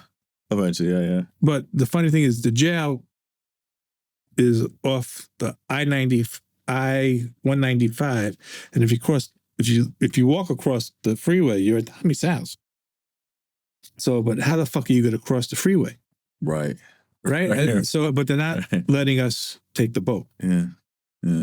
So we had to wait for a cab, and it was a great story. So, and then when you guys finally get to Tommy's house, when he gets word of this shit, Tommy met Talia 5 hours ago. That's all he gives a fuck about. No, he's whatever. You guys figure it the fuck out. So he delays the flight till Wheels Up was supposed to. We were supposed to be home to watch the Super Bowl. You're supposed to leave. Holy shit! Right now, I have Luke signed to me at that time, and we're throwing a party of all parties. You have who? Uncle Luke. Uncle Luke in Miami. In Miami. Yeah, so we rented a house. We have every like I don't know what the fuck was going on. I was married, but that place was fucking nuts. And then people have cell phones now, and Tommy says Tommy doesn't want to leave till 11 o'clock tonight. He met Talia. Right?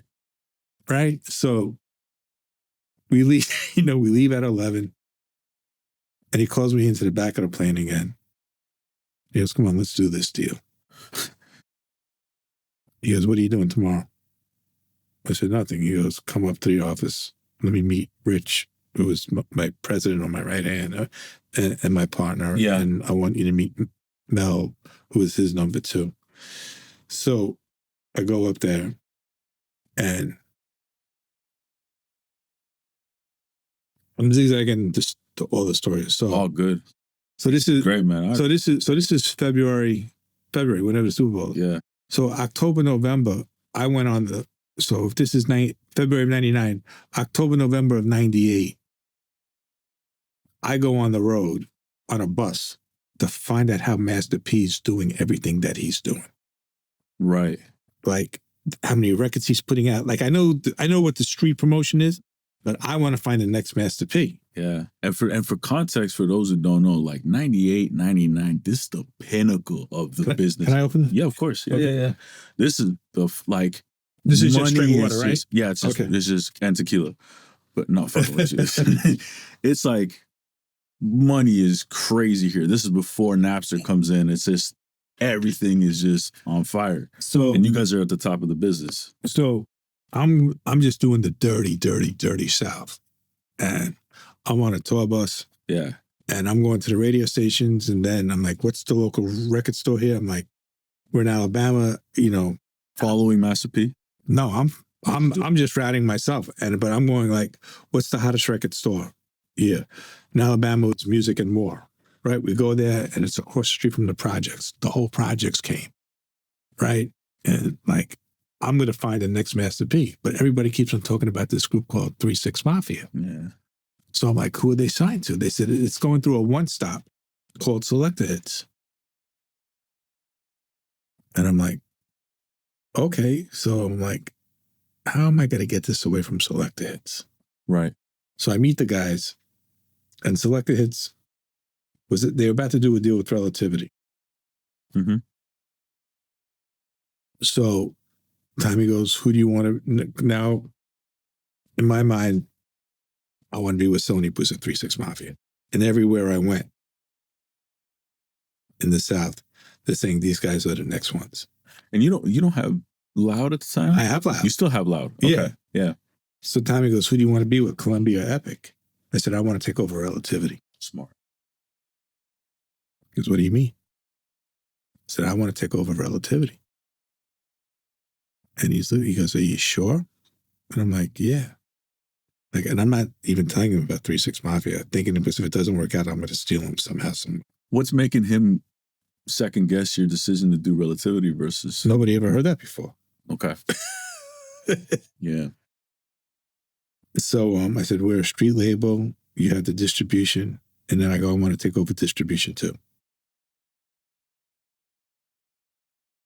And Tommy didn't understand because he was a record guy, like an A&R guy. And, he doesn't know what 3-6 Mafia is, this, that. But Mel, this businessman, loved the idea. So that's how we ended up. And I go, and some of the records we'll put through Columbia. Exhibits Restless, which went double platinum. Yeah. We put it through Columbia. We put Wu-Tang and Mobb Deep's Murder Music and the Wu-Tang records through Columbia. That's right. Yeah. And then everything else we kept through Relativity. Why'd you put it through Columbia? I like Donnie, and there was a guy by the name of Jerry Blair, let him rest in peace, and Charlie. So they got it. They were great record guys, great promotion guys. So everything was promotion back then. Yeah. So I think I told John the story in Atlanta when we were there last. There was, I don't want to mention his name, but the president of Red Distribution at one time worked at EMI. And he wasn't the president. I think he was the GM. And there was a marketing meeting that they had me come to. And he embarrassed me in front of the whole staff. He was like, why the fuck are we paying you all this money if you can't get the record past Philadelphia? And I'm like, what record? It was a record that they hired me for the street team. Okay. It was a UMC record called Blue Cheese. Okay. And I was like, you're not listening and I'm telling you what it is. And but he embarrassed me. Like I didn't like the public speaking those days. Yeah. I just like to do the job. So now this guy reports to me. He's the president of distribution. I own 30% of the distribution company. I can't wait to fire him. So I'm with my father. And I don't know where we were going to dinner. And he goes, what's the first thing you're going to do? I said, I don't want to mention the guy's name. I said, I'm going to fire. And he goes, why? How do you even know him? I said, he embarrassed me 10 years ago. Like, when I was working one of his records, this, that, or whatever. Fuck, I thought I held a grudge. Right? Yeah. And he goes, and he called me a fucking idiot again. Yeah. And he goes, you're a fucking idiot. I'm like, if you speak your truth and tell him what you want to do and don't do it and give him a chance, it'll be the best worker you ever had. And I had some really great, maybe not as good as him, but people that were really loyal to me. Yeah. And we had lunch, and I said, I'm doing everything in my power not to fire you right now. He knew? No, he didn't remember? He had no fucking clue. Yeah, he didn't. Okay, yeah. And I told him. He goes, I don't remember. Right. I said, I'm doing everything in my power not to do this, and I really want to do this, but I'm shaking your hand now, and I'm giving you a new deal. And I'm going to forget this. I'm going to forget what happened 10 years ago. Mm-hmm. Mm-hmm. The only thing I ask you is that you don't do it to anybody else, because you really scarred me. And he worked. Can one of your guys like just his ass off. Yeah. Ass off. Yeah. Yeah. You have a lot of people who are loyal to you, including the artists as well. Like, more times you hear falling out with the label from the artist side, but you don't. There's that press, right? But M1 called me yesterday. I mean, no, you guys are good. Yeah, I've heard you say that. Yeah. You're better than ever, right? It was just at the time. At the time, like with them, I just didn't understand if they were so militant. Right. And you have every right to be whatever. Then why are you signing with a white Jewish guy? At the end of the day. So why do business? Well, and I was hurt that they didn't trust me. Everybody else trusted me. Yeah. But if I was mature or had more experience, and if I didn't have, I'm not blaming it on my dyslexia. If I knew how to communicate better, there might have been more of a trust there. Sure. So I'll take responsibility. Yeah. So it was like when we did Loud, when I got the Lifetime Achievement Award, I called M1 and Stick they were my first call because hip hop, if I have to have a top 5, Crazy record. like I'm going to tell you my plan. Yeah. Okay. And they were my first call. I said, are we cool? And they said, hell yeah. Like they apologized, Yeah. I said, I'm being honored. I need you guys to perform. And everybody else we're all performing. Sick. And I want you guys to open it up. Yeah. So bygones were bygones. It's a fucking great way to open up a. Yeah. So, so I'm doing one last album. But before you get to that, 'cause I definitely I want to give you the exclusive on. I appreciate that. I just want to like double click on that. The artists were so loyal to you in that era and still to this day. But yeah, 30 years later. So I'm glad you brought it up. Yeah. They all had to work. We all had to work our asses off. We had to rehearse for 4 fucking days. The show was on a Friday. We all got there Monday. And it was Wu-Tang performed in Dallas. It's so funny. I just started talking to my wife now. Like, Yeah. no, the one now. Okay. And I went to Dallas to go to the Wu show to really make sure that they would, I got them a plane to go from Dallas to Atlanta. Okay. Yeah. And Aaliyah, who's my wife now, we haven't met yet. We've been talking on the phone for 3 months. Uh-huh. And when I met my son, both my boys played basketball, but my youngest son played for a famous school out here. Mm-hmm, mm-hmm. And they were in a tournament in Dallas. So it's me, like I call my adopted son, Dwayne Wade, and his family, and we jumped on a plane, went to Dallas, went to some restaurant, and there was a waitress there. And I wasn't trying to hit on, nothing like that. But we just started talking, what are you guys doing here? This, that, whatever. And she wanted to be a Pilates instructor. Mm-hmm.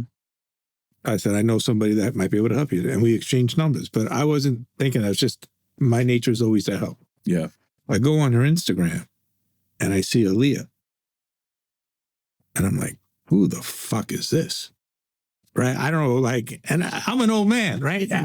So I'm stalking her for 2 years on Instagram. COVID hits, like she has no idea, right? I'm not even following her. Like I just, every day I'm going to her page. And I'm like, this is the most beautiful thing I've ever laid out. Like it's always the eyes of the beholder, right? Yeah. So now I'm getting honored, and there's a Wu-Tang show in Dallas. And I'm like, I got to find, and I'm going to be in Dallas. I got to find a way to meet her. I never sent a DM in my life to anybody. I didn't know how to do it. And I'm sitting I have chairs just like this in my house, and I'm with my oldest son. I'm like, how do you send a DM? Yeah. And he shows me, and I wrote, hey, I think you live in Dallas. And she started following me now. Okay. So Okay. I'm going to be in Dallas for this show on April 30th or whatever, or September 30th or whatever the fuck day it was. And this is June. And I'm like, if you need tickets, I don't say it's Wu-Tang. I don't say it's anybody. I said, it's a concert. Mm-hmm, mm-hmm. I'd love for you to be my guest. She goes, okay, great. And then she hits me back, great. And then she goes, what day is it again? I'm like, September. She goes, that's my mom's birthday. I said, bring your mom. Right? And then we're going through these DMs. Yeah. And I'm like, can I have your number? Like, I'm a grown-ass man. I'm not just like... Yeah. So we start talking. And we go from like 1 call a day, 10 calls a day. Until and I just said, if you are who you are when I get there, and I am who I say I am when I get there, you're my girlfriend. And now it's like a month before the awards and the show. Yeah. And I finally tell her, I said, I'm being honored the day after the Dallas show. I would love for you to be my date. we met. We're spending, the weekend together. And hopefully we vibe in person. Yeah. So flew to Dallas, spent the weekend, Wu-Tang show. Now she's with me the whole fucking week in Atlanta, watching me rehearse, everything else like that, and not realizing that she's 30 years younger than me. Okay, right. Okay. Yeah. So, but because you're keeping young, man. That's what's keeping me young. Yeah. But that's how really, we hit it off. And then the night before the show, Magic says, I'm throwing you a party. So I'm like, all right, cool. Of Magic City. Of Magic City. Yeah. And we have this party, and I see my youngest son, his first time, I'm seeing him get a lap dance. And Aaliyah, my wife, is showing him what to do. Like how to throw the money, this, that, whatever. And my oldest and my adopted son are keeping their distance from me. And I'm like, do they know some shit about Aaliyah? Like, it was weird. Sure. And then finally they said, we got to talk to you. And they take me outside and they tell me my dog died. Oh, shit. Okay. And I was crushed. Big dog guy. Well, with him I was. Yeah. And I was crushed. And what Magic City is not the best neighborhood in the world either. Right. And I just thought, I said, I'm not doing the show. I'm not doing it. I'm trying to call a plane, not realizing that I fucking already crashed my phone, throwing it, and she saw the whole breakdown and she stood right by me, so I was like, what's up? She's the real one. Yeah. Yeah. 3 years before you, Yeah. you on a great ride. That's great. That's amazing, man. Where do you think, does that also come from what you saw with your father, that loyalty that you have with people, so many people around you? Because that's hard. Well, in this business, it's really hard. My loyalty, I think, comes from my insecurity. Your insecurity? With my dyslexia. Okay. So I wanted to be loved so much. So even though I was embarrassed the night of the Clive Davis thing when we were the free agents and everybody was kissing my ass. Still. But I was I was embarrassed and I loved the attention at the same time. Yeah. Yeah. So, but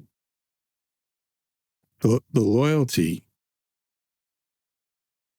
it's just, you have to have it. If you don't have loyalty in you, you're not a good person, man. Yeah. And that's, if I could help you have this great podcast and you called me up and said, hey, can you make an introduction to me to Tom Jones? I'm just making up a name. And I could help you get that introduction. If you're a stand-up guy, God forbid if I ever need you. Yeah. You'll be there for me. You're going to be there. Yeah, exactly. And, and that's how I look at it. It doesn't cost me anything to be loyal. Mm-hmm. I'm not trying to buy your friendship. I'm just trying to do good business with you. And if I enjoy you, I'm going to fight for you. Right. What made you step away from Sony? So I went from a staff of, say, 30 to 40 people. Yeah. To a staff of 300 people. How does that even work? Because now we have distribution too, right? Yeah, for sure. So you have pressing people, you have this people, you have that people. I didn't even know what HR stood for, right? And there's this woman, I love her to death. Tova, if you ever see this, I love you and thank you. She called me Mr. Rifkind. She was older than me. And I was like, no, you call me Steven. And my wife, first wife, was pregnant with my twins. Mm-hmm. And, now I'm walking around with 2 phones, 3 assistants. It's all hell is just breaking loose. And I'm at I'm in the process of moving we had a house in LA, but we also had places in New York. Yeah.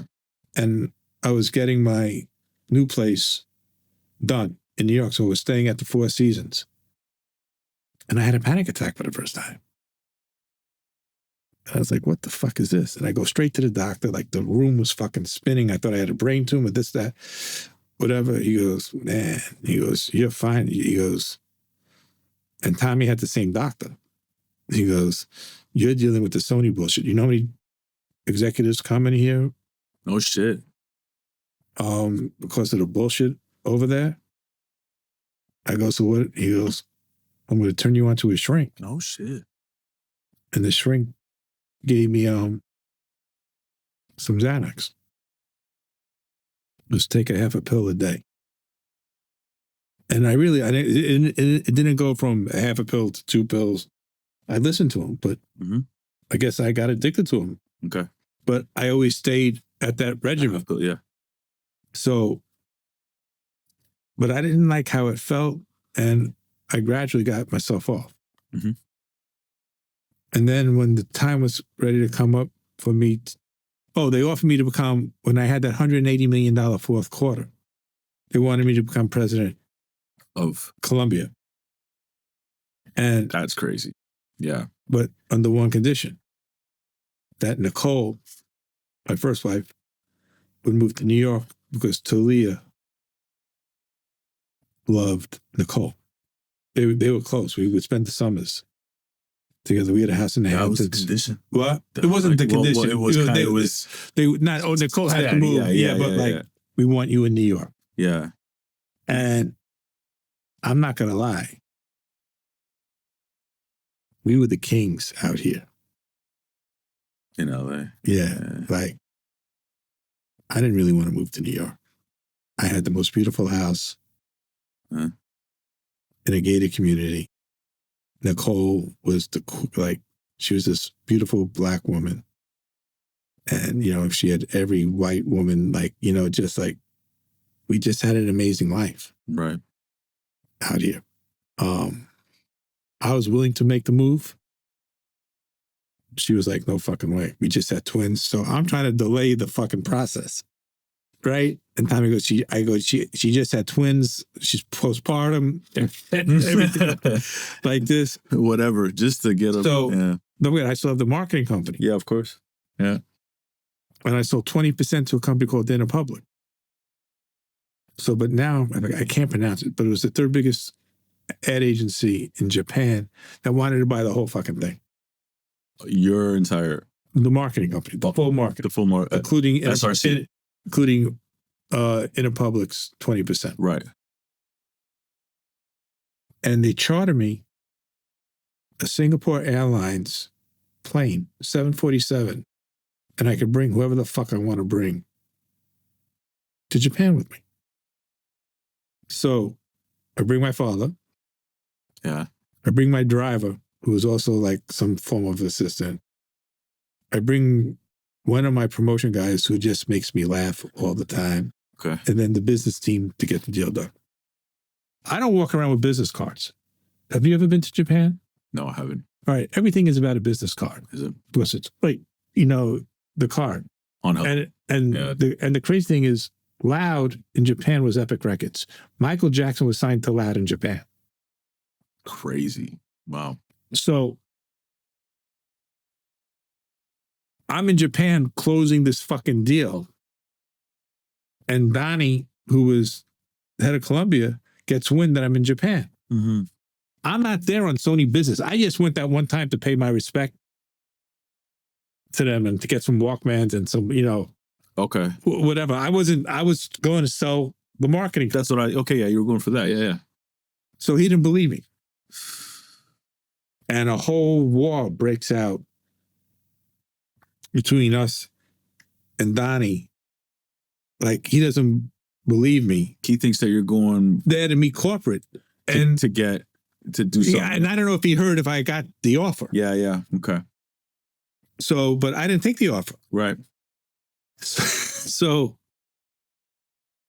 that, as this war's going on in whatever time zones, and I'm going home the next day, Nicole, my first wife, calls and says, my twin may be 6 weeks old. There's something the matter with Caroline. And, you have a Trinity girl, you said, right? Yeah. So you know these home remedies that they make up in their fucking head.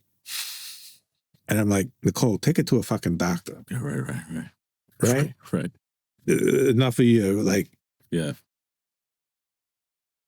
So, or I'll be home in 14 hours. And I get home and she's turning blue. Jesus. And I made a donation to Cedars, and we get right in, and she had a cold at 6 weeks, but I forgot what it was. With babies under like 6 months old, it's called something. Okay. So they kept her in the hospital for the night. Nothing life-threatening, but it was, at 6 weeks old, you can't talk. Yeah. And that was, and then I said, Tommy, this is not going to work. Donnie's like, this, that. I go, the deal's going to be up. You could keep Lad and let me just start over. He was like, you sure?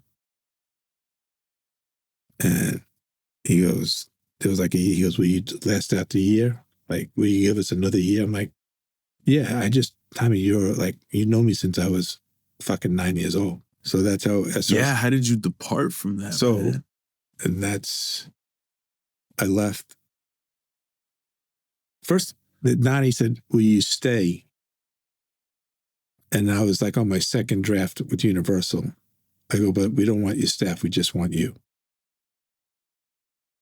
And I'm like. At Universal? At Sony? Right. They were having problems with Exhibit. They were having problems with MOP. They didn't know how to get records made. Right. And I was like, I need Rich. And they said, no, we just want you. And we're keeping 2 product managers. I go, so what would be my job?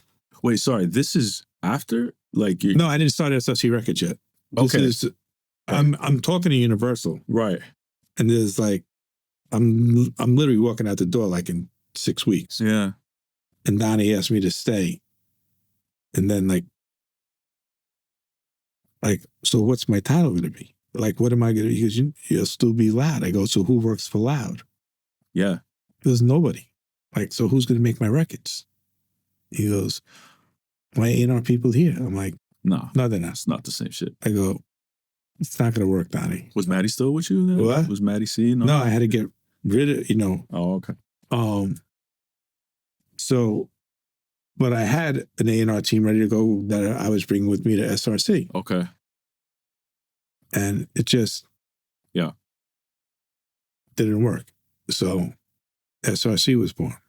And, and the funny thing is, Vlad might have been cooler and everything, but SRC was twice as big. It was massive. Yeah, it's massive. I mean, you had the biggest artist in the world, and I had a staff of 10 people. Akon. Yeah. Yeah. The money that we made was ridiculous. It cost my marriage. Okay. Yeah. But it was bona fide. I mean, it was a cash cow. Yeah. What was the... Are you okay to talk about the deal structure of how you got that sorted out there in UMG? Yeah. Yeah. It wasn't a big deal. What was it? It was $500,000 a year in overhead. Uh-huh. They gave me $200,000 signing advance. And I was going to... $200,000. Yeah. And again, I was going to match them dollar for dollar Pennywise.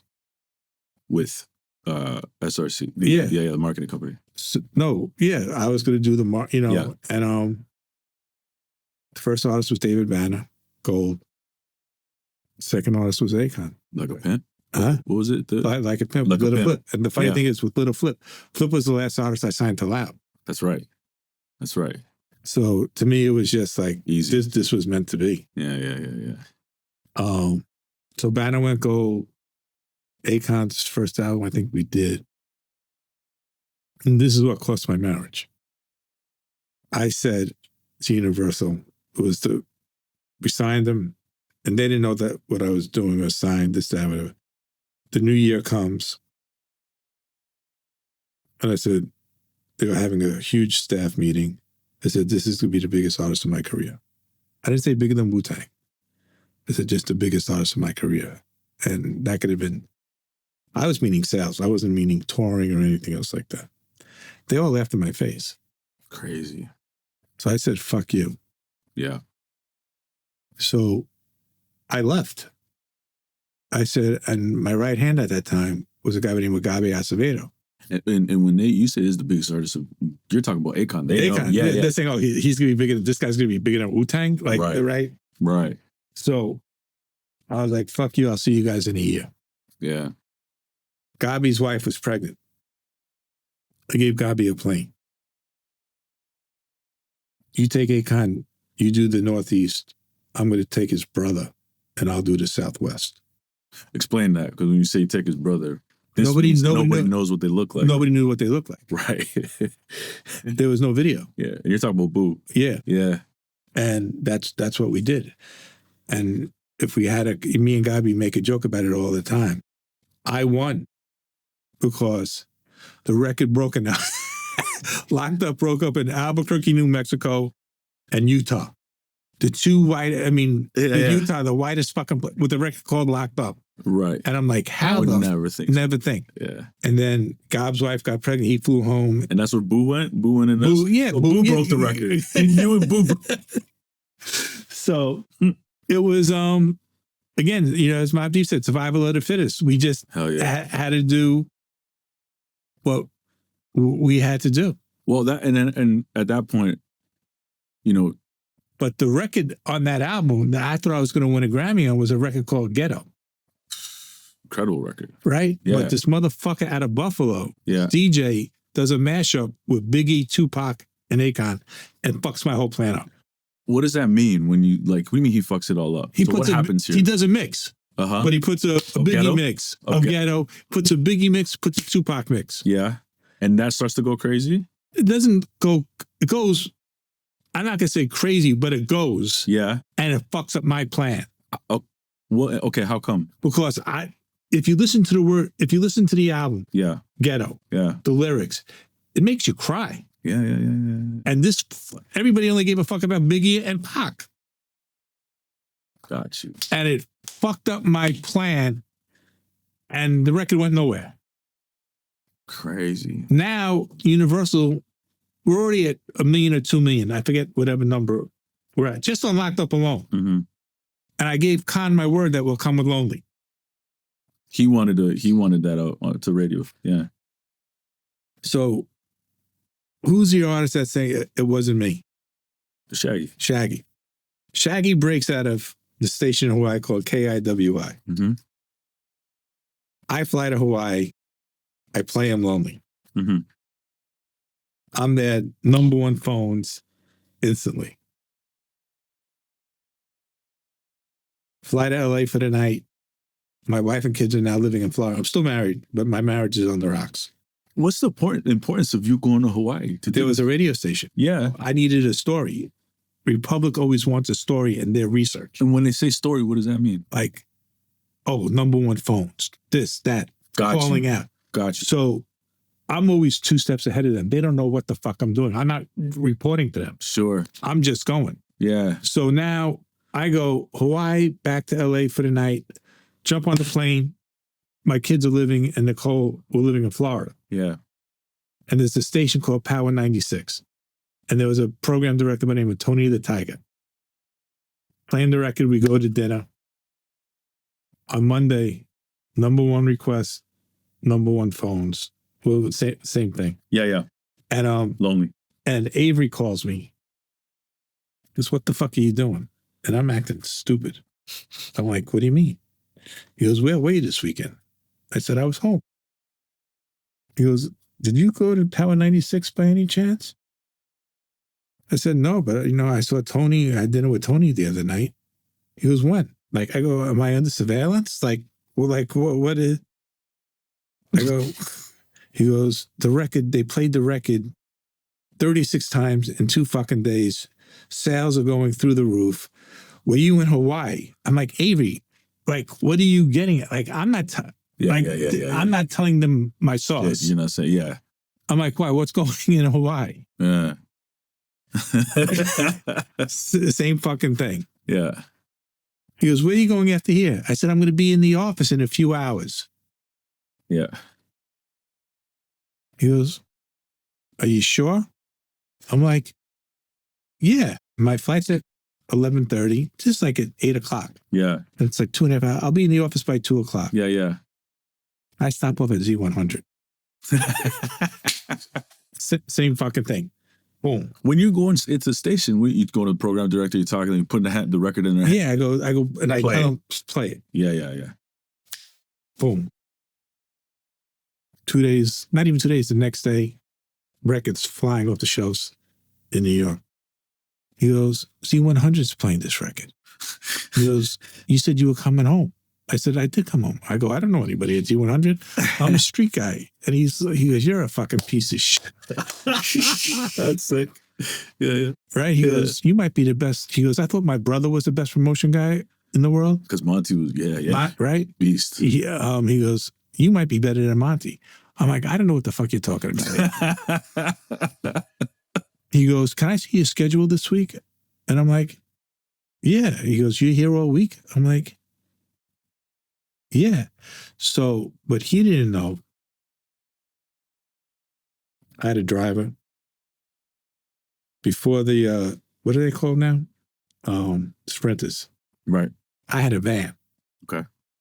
That I customized, everything else like that. And I had my driver, Ponytail Jeff, had security. So I would leave the office. Because I know he has all eyes on me. Like, he's like trying to like... Surveillance. He's trying to like, pick up the sauce. What the fuck am I doing? Yeah. I shoot down to Philly. 8 o'clock, take everybody to dinner. I go to the urban station. I go to the crossover station. I go to the pop station. Nail all three. I take them all to dinner at the same time. Yeah. Yeah. Right? You know, and again, like, you know, he gets these bulletins, you know, calls me at 8 o'clock in the morning. He goes, where are you? I said, the office. He goes, you're at the office already? He goes, what the fuck are you doing? Like, do you see what's going on in Philadelphia? I go, oh, Philadelphia. I go, I don't even have to pull BDS in my office here. He goes, where are you going to be at 9:30? I said, I'm in the office. You have my schedule this week, Avery. Did the same thing to DC that night. Yeah. Like, so it was just always like. Amazing. We took the train. It was been a little bit far of a drive. Sure. Right. But you're moving this record everywhere. The next thing you know. So that record alone went from 2 million to 4 million. Crazy. And the true, and I forgot to say, Belly Dancer, which was actually the first single before Locked Up, was a bust. We came back with that record. And it smashed. And that flew. I didn't do what I did, like, but that just took off. Yeah.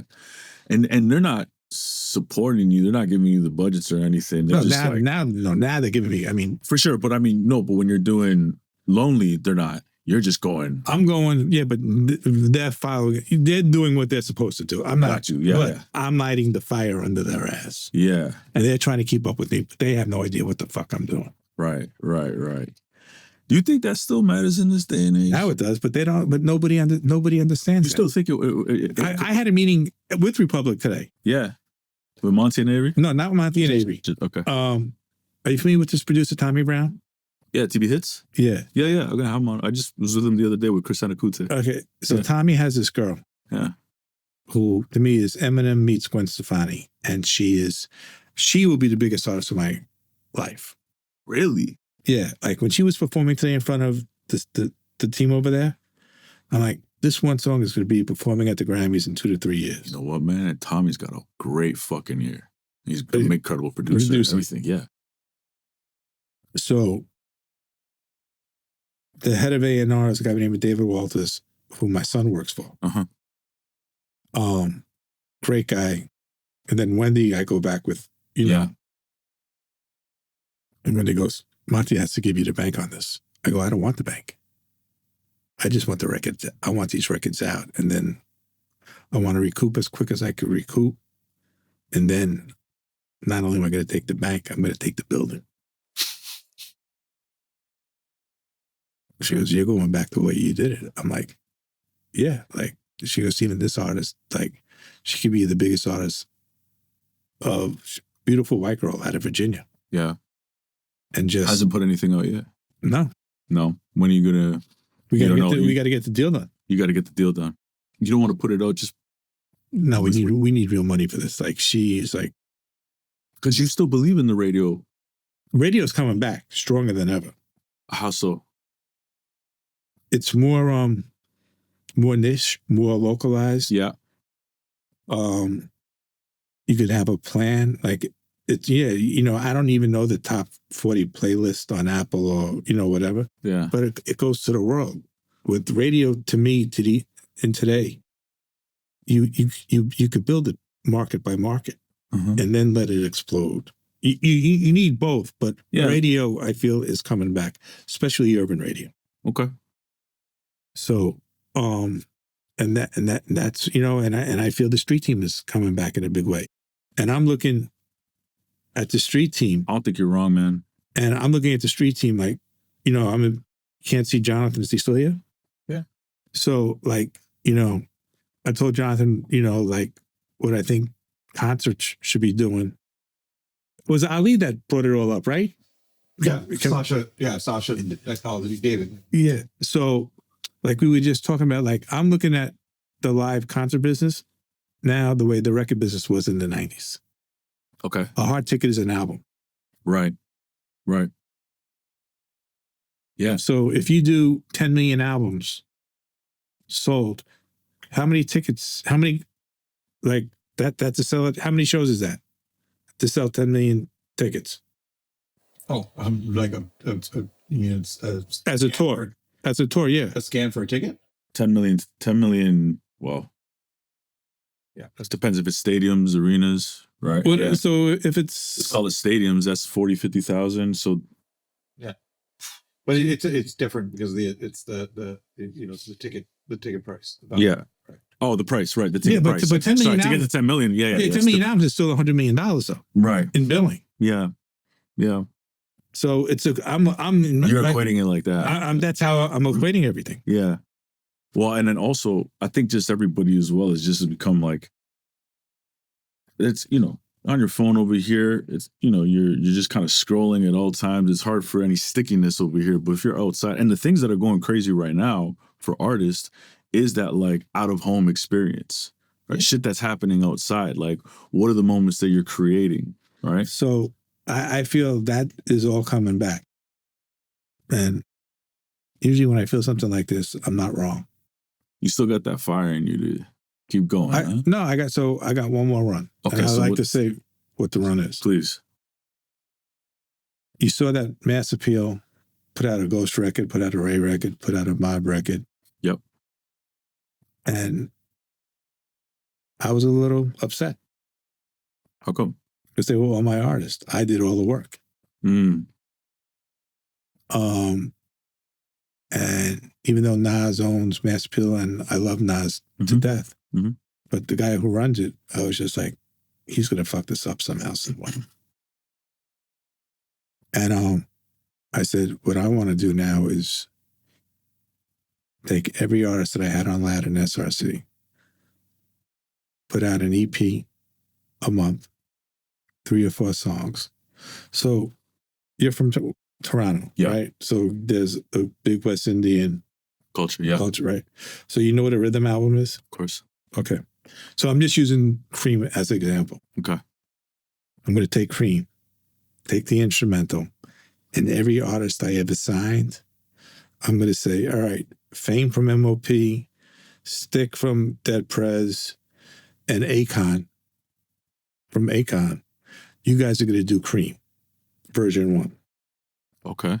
Exhibit, Juicy, and Havoc. I'm just throwing, you're going to do version 2.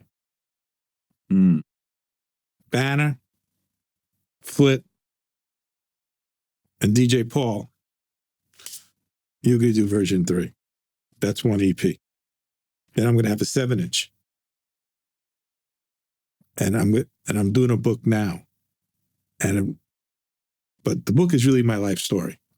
Which is also a fucking movie, to be honest. But I'm only going to talk about the loud and what these records meant. So I'm going to be not rapping, but under the Cream beat, telling a story.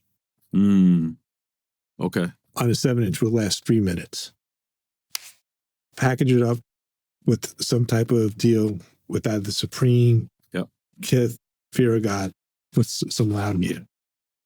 Second record, we still haven't finalized everything yet. Second record, say Pun, still not a player. Do the same thing again. But the other artists on still not a player. Still the same artist. It's all the loud artists. Yeah. But they're on now. But now, right? But when we talk about Dead Prez, I'm starting it off with hip-hop with everybody on it, and I'm making a 20-minute record. Crazy. You got everybody's down? Everybody's in. Fuck. Wow. So you're going to do a hip-hop remix with everybody? One song. I'm not going to make it 3 different versions, but every loud SRC artist on that one fucking song. That could fucking go. That could go. I'm excited for that. Appreciate you sharing that, man. How it sounds like a lot of moving pieces to get it all done, but if there's anybody that can get it done. No, we're going to get it done. I'm just waiting for the right distribution partner. Right. Which I know, which I'm pretty close in picking. Yeah. Know who it is? Yeah. Okay. Man, I appreciate you sharing that, man. I love I think like what's also crazy about your story, and I was doing the math the other day, is that, you had a heart attack and when that happened, you had to get your health right, but you sold your catalog, right? So I sold my catalog. So I had my heart attack in 2013. Yeah. And have you ever had a near-death experience? One time in the water. Yeah. And in Mexico. You got caught in the current or something? Yeah. So I died 3 times. Yeah. I lost 65% of my heart after the heart attack. So I got a special battery right here. Oh, word. Okay. That's in me. That keeps me alive. I'll tell you a funny story. So you have to change the battery every 7 years. So for sake of clarity, it's inside. It's underneath. Okay. So the first one was just under the skin. It wasn't underneath the muscle. Okay. So I start hearing this beeping sound. So I go to my wife. I'm like, yo, shut your fucking alarm off. I'm going to New York this day. It's 5 o'clock in the morning. She goes, it's not my phone. I'm like, I'm looking at mine. It's like 5 o'clock in the morning. And I go, it's not my phone either. She goes, it's coming from in you. I Google, right? The name, it's like Boston something, like battery, like, what do you do if it starts beeping? Call 911 and call your cardiologist. Oh, shit. So I'm on a, what is it called? A special, I pay extra for him to be on call for me for 24 hours. Like it's, yeah. I forget. On call or, starts with an S. So, so I call and he just happened to be in the office. Mm-hmm. That was fine. I go, and I call him by his first name. I said, the fucking battery is beeping. He goes, do you have chest pain? I said, no. He goes, can you breathe okay? I said, no. He goes, get here ASAP. I go, well, he goes, it could be 2 things. You're having a heart attack or the battery's fucking dead. Holy shit. I go, should I call an ambulance, meet me at the hospital? He goes, no. He goes, you could breathe okay, right? I'm like, yeah. Yeah. So I shoot. I have a 12 o'clock flight. I shoot that. They write, my blood pressure's perfect. Everything. My blood pressure was high because I'm panicking. They take it again. Yeah. It's fine. They wrap me up. They see I got 5% left of the battery. He goes, man, we have to operate. He goes, we have to operate. I said, when? He goes, what do you mean when? Like now. He goes, no, like I have to make it, get the room, this, that, or whatever. Oh, okay. I said, do I have time to go to New York? I have a 9 o'clock dinner. He goes, if you don't mind the beeping sound. I go, it doesn't beep constantly. He goes, it will beep for 30 seconds so I go, how quick can you get back to LA? I said, I can be back tomorrow. He goes, I'll fly in I was going to go for the week. He goes, when can you get your blood done? I said, I get my blood done now. He goes, nobody's here. So he goes, what time's your flight? I said, 12. I go, what time does everybody get here? 7. I said, all right, that's in 30 minutes. So I wait, they do the pre-op blood shit, whatever. Yeah. I actually jump on an earlier flight. I don't even pack a bag, right? Okay. Nothing. I go, do I need to take my meds? He goes, actually, no. If we're going to operate on Wednesday, right? They gave me a time already, Wednesday, 9 o'clock in the morning, right? I get there, I jump on the 11 o'clock. I move up to dinner at 8 o'clock. I take a 7 o'clock morning flight Tuesday morning back to LA and operations Wednesday. Wow. And you're at dinner and this thing is beeping? Didn't beep at dinner. But it beeped the fuck out of the whole plane. The whole way there. Oh, you could hear it. The whole way and back. People could hear it. I don't think they could hear it, but it was But just you could like, fucking hear I was it. like, Yeah, oh, God. Then I took a fucking Klonopin and I just went to sleep. And Jesus Christ, I've never heard of that. That's incredible, man. And so back to what I was gonna say. So you told that story is like you do your catalog sale and this is all before streaming hits. So I do the catalog. Streaming is hitting now, but not the way it's hitting. Yeah. So I had the heart attack in 2013. Okay. So it's like early days. No, so I didn't sell the catalog yet. I was at early days of streaming. But I stopped working because I'm just waiting to die now. Like I figured if I had a heart attack at 51, I'll have a heart attack again at 53. Now, I didn't drink, I didn't smoke, I just didn't take care of myself. Yeah. So I'm just waiting to die. And then 2018 comes, I'm still waiting to die. Like, I'm consulting this Korean live streaming company and they're paying me great money and I don't really have to do shit. I just have to show my face in the office a few hours a day. You're also working with Ye at this time, right? Right. Yeah. So I'm at Matsuhisa and Nobu, who's a really good friend of mine, says, what's your relationship with Kanye? I said, I really don't know. He goes, well, I'm putting him, is it okay if he sits next to you at dinner? Again, no problem. Like, I don't know if he knew me. Like, I would have went up there, but I guess he was with somebody that worked at Loud who I didn't know. Mm-hmm. So it was like an intern. And they came in and he's like, and we introduced ourselves, blah, blah, blah, blah. I said, man, I go, me and RZA were just talking about you. He goes, RZA? I'm like, yeah. He goes, you talk to RZA? I'm like, because he's used to fighting with the labels. Like, right. I'm like, me and RZA talk every day, which is. Yeah. Oh, okay. Yeah. So to him, it's just like, what the fuck is going on? Yeah.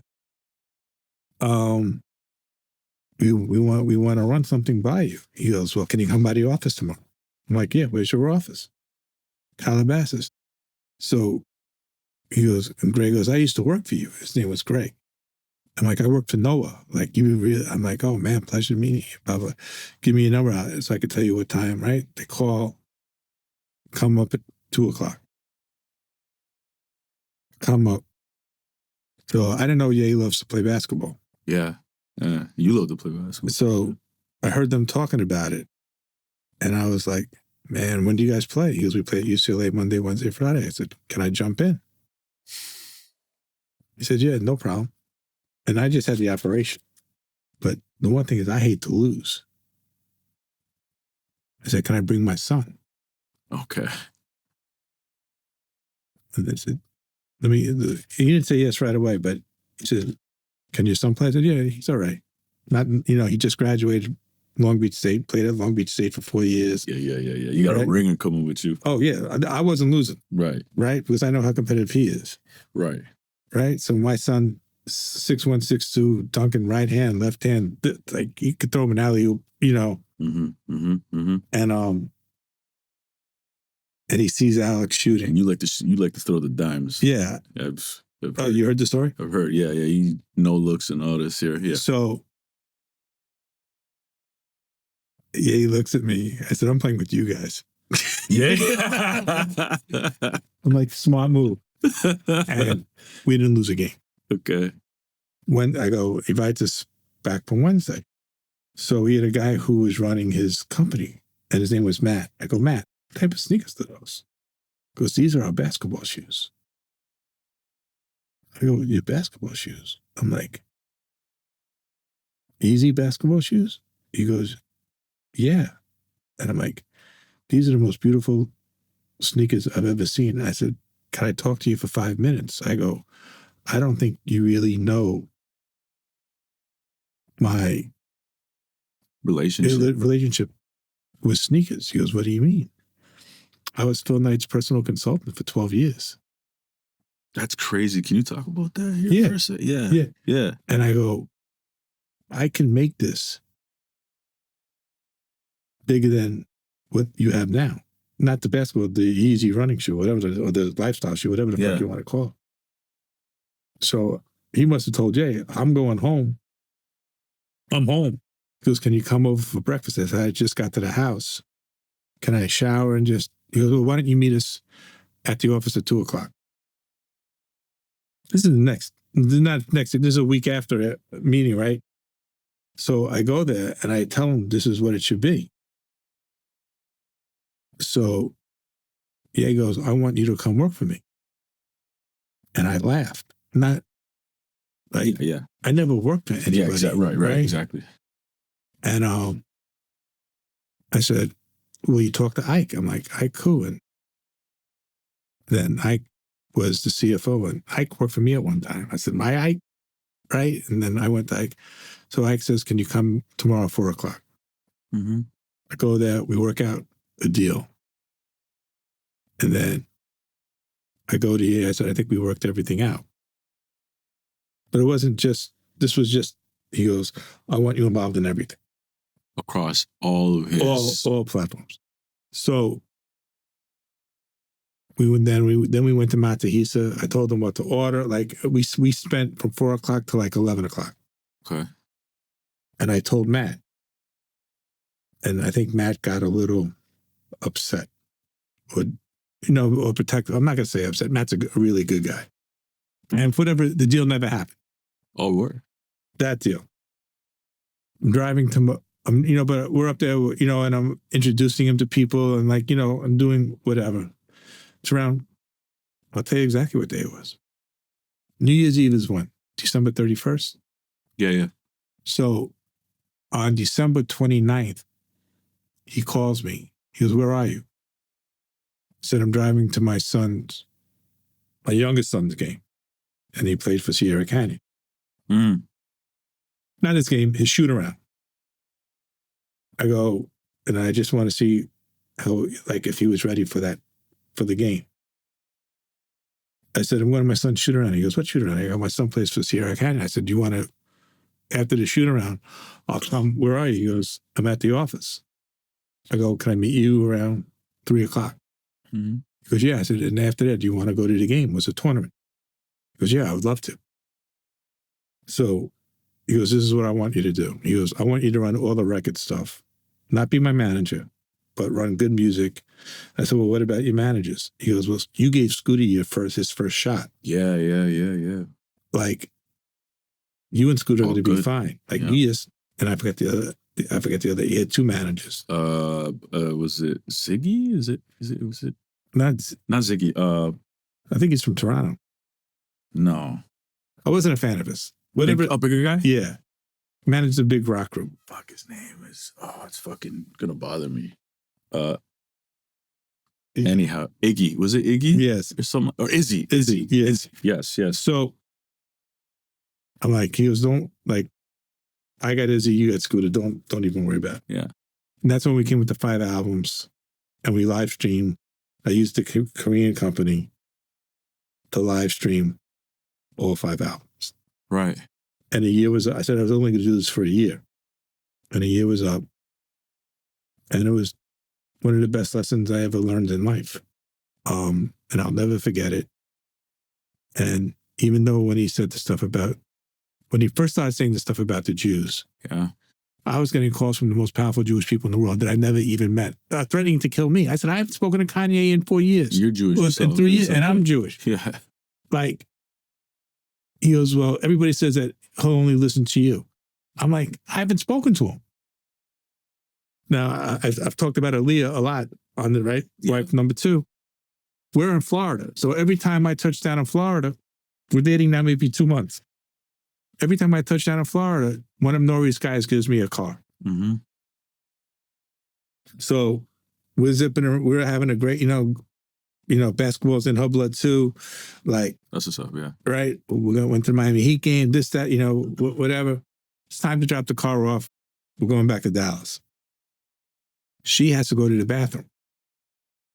Fuck it, I'll go to the bathroom too. So I go to one of Nori's. I'm like, why is security so fucking tight here? They said, Jay's here. I'm trying to sneak out. Like, I don't. And she sees a white guy with bald head, thinking that it's me sitting there, and I can't scream. Like, so I'm trying to grab her quietly. Because they're shooting the pod. They're shooting, and is this the pod? That episode? The Drink Champs, when he grabs me and he goes, my favorite Jew. This is the one that becomes a big fucking deal, right? Like this is the first time. Yeah. So this is first 20. This is 22, I think. Yeah. So at one time he went at this me. This the one that got taken down. Yeah. Yeah. And he sees me. Yeah. And he goes, and a smile on his face. And he goes, Nori, this is my favorite Jewish person in the world. And I'm like, well, all I was trying to do was grab her so we could get the fuck out. I didn't want. Yeah. And we hugged. I said, yeah, if you play nice, the world will be in the palm of your hands. And he goes, will you fly home with me? I said, I'm going to Dallas. He goes, I'll drop you off in Dallas. And he goes, please. And I was like, we got to go. Like, she has a family, like, emergency, this, that. Yeah. I said, but I'll see you in LA on Monday. Yeah. And, like. That was the last time you saw him? Oh, well, no, we spoke. He hired me. It was a bully. Like, when it was his last number 1 record that, like. Yeah. We promoted the record and everything else like that. And then there were things that his team always calls me. They don't tell him that they're calling me. Okay. But they call me to get things done. For them. He's going to know now. If he does, he does. If he does, it's cool. Like, I'll always still, like, even though the last, the really bad rage that he wanted against the Jews made my mom cry. And I was like, I can never forgive him. Yeah. I forgive him. Why is that? Because I know what a good heart he really does have inside. Yeah. And if it's really bipolar or whatever it is, I know that feeling when you really can't express yourself. Shit. I have it from me being dyslexic. Mm-hmm. And I probably have some bipolar in me too. Like, but I'm not medicated. I'm not, Mm-hmm. But my temper and just how crazy I was and just, but, however he got burnt, he holds on to it. Yeah. And with me, I'm just like, burn me, I just won't play with matches again. It's... Keep it moving. Yeah. Yeah. Well, I'll tell you this, man. In this conversation that we had, you've been able to communicate yourself amazingly. I've been loving the stories. I've been loving just all the game that you've been spitting. Man, a lot of this stuff I've never heard you say before. So this is... I told you. Yeah, I appreciate you, man. All right. Yeah. This has been dope, man. If I got one last question for you, and I know that it was the Nike consultant thing. You brought that up, and you did that for 12 years, which is incredible. Maybe we can do a part 2. Oh yeah, 100%. I appreciate that. But you said that you need real money to break this artist, right? So in my mind, you truly believe that in 2025, 2026, in order to be a global superstar, you need money. Especially for a woman. Do you need a record label? I don't think you need a record label. Okay. But you need money. You need capital. Okay. And if you do get the right situation, when you get the right situation, I should say, what does that look like in terms of position? I just need money. Do I need a label? No, because I could do everything. But what do you do with the money? If it's a woman, you need styler, marketer, glam squad, everything like that, right? Her and Tommy have this great I wish I could play. I don't have records on me. Like, you would Yeah. lose your fucking mind when you hear these records. And I would have her, I would promote her the way I promoted Akon. Just, she's 24 years old, could sing and rap her ass off. Great work ethic. I think, I mean, I'm just Yeah, meeting yeah. her. Oh, Like, okay. But like, when she comes into a room, she takes over a room like this. Like, she had the head of A&R of Republic. This guy's in his 50s, nice guy, signed some of the biggest acts in the world. Yeah. She had him in the palm of his hands. Fire. So we would need, like, I would need a staff. Like, I can't just call 1,000 people anymore. I would need a staff of 3 to 4 people. Like, and I said, I'll do all the heavy lifting all day. But when it's time to hand it off, Yeah. don't fumble the fucking ball. Don't fumble the fucking ball. I'm excited to see you do this, man. Yeah. Appreciate it, brother. No, thank you. It was great.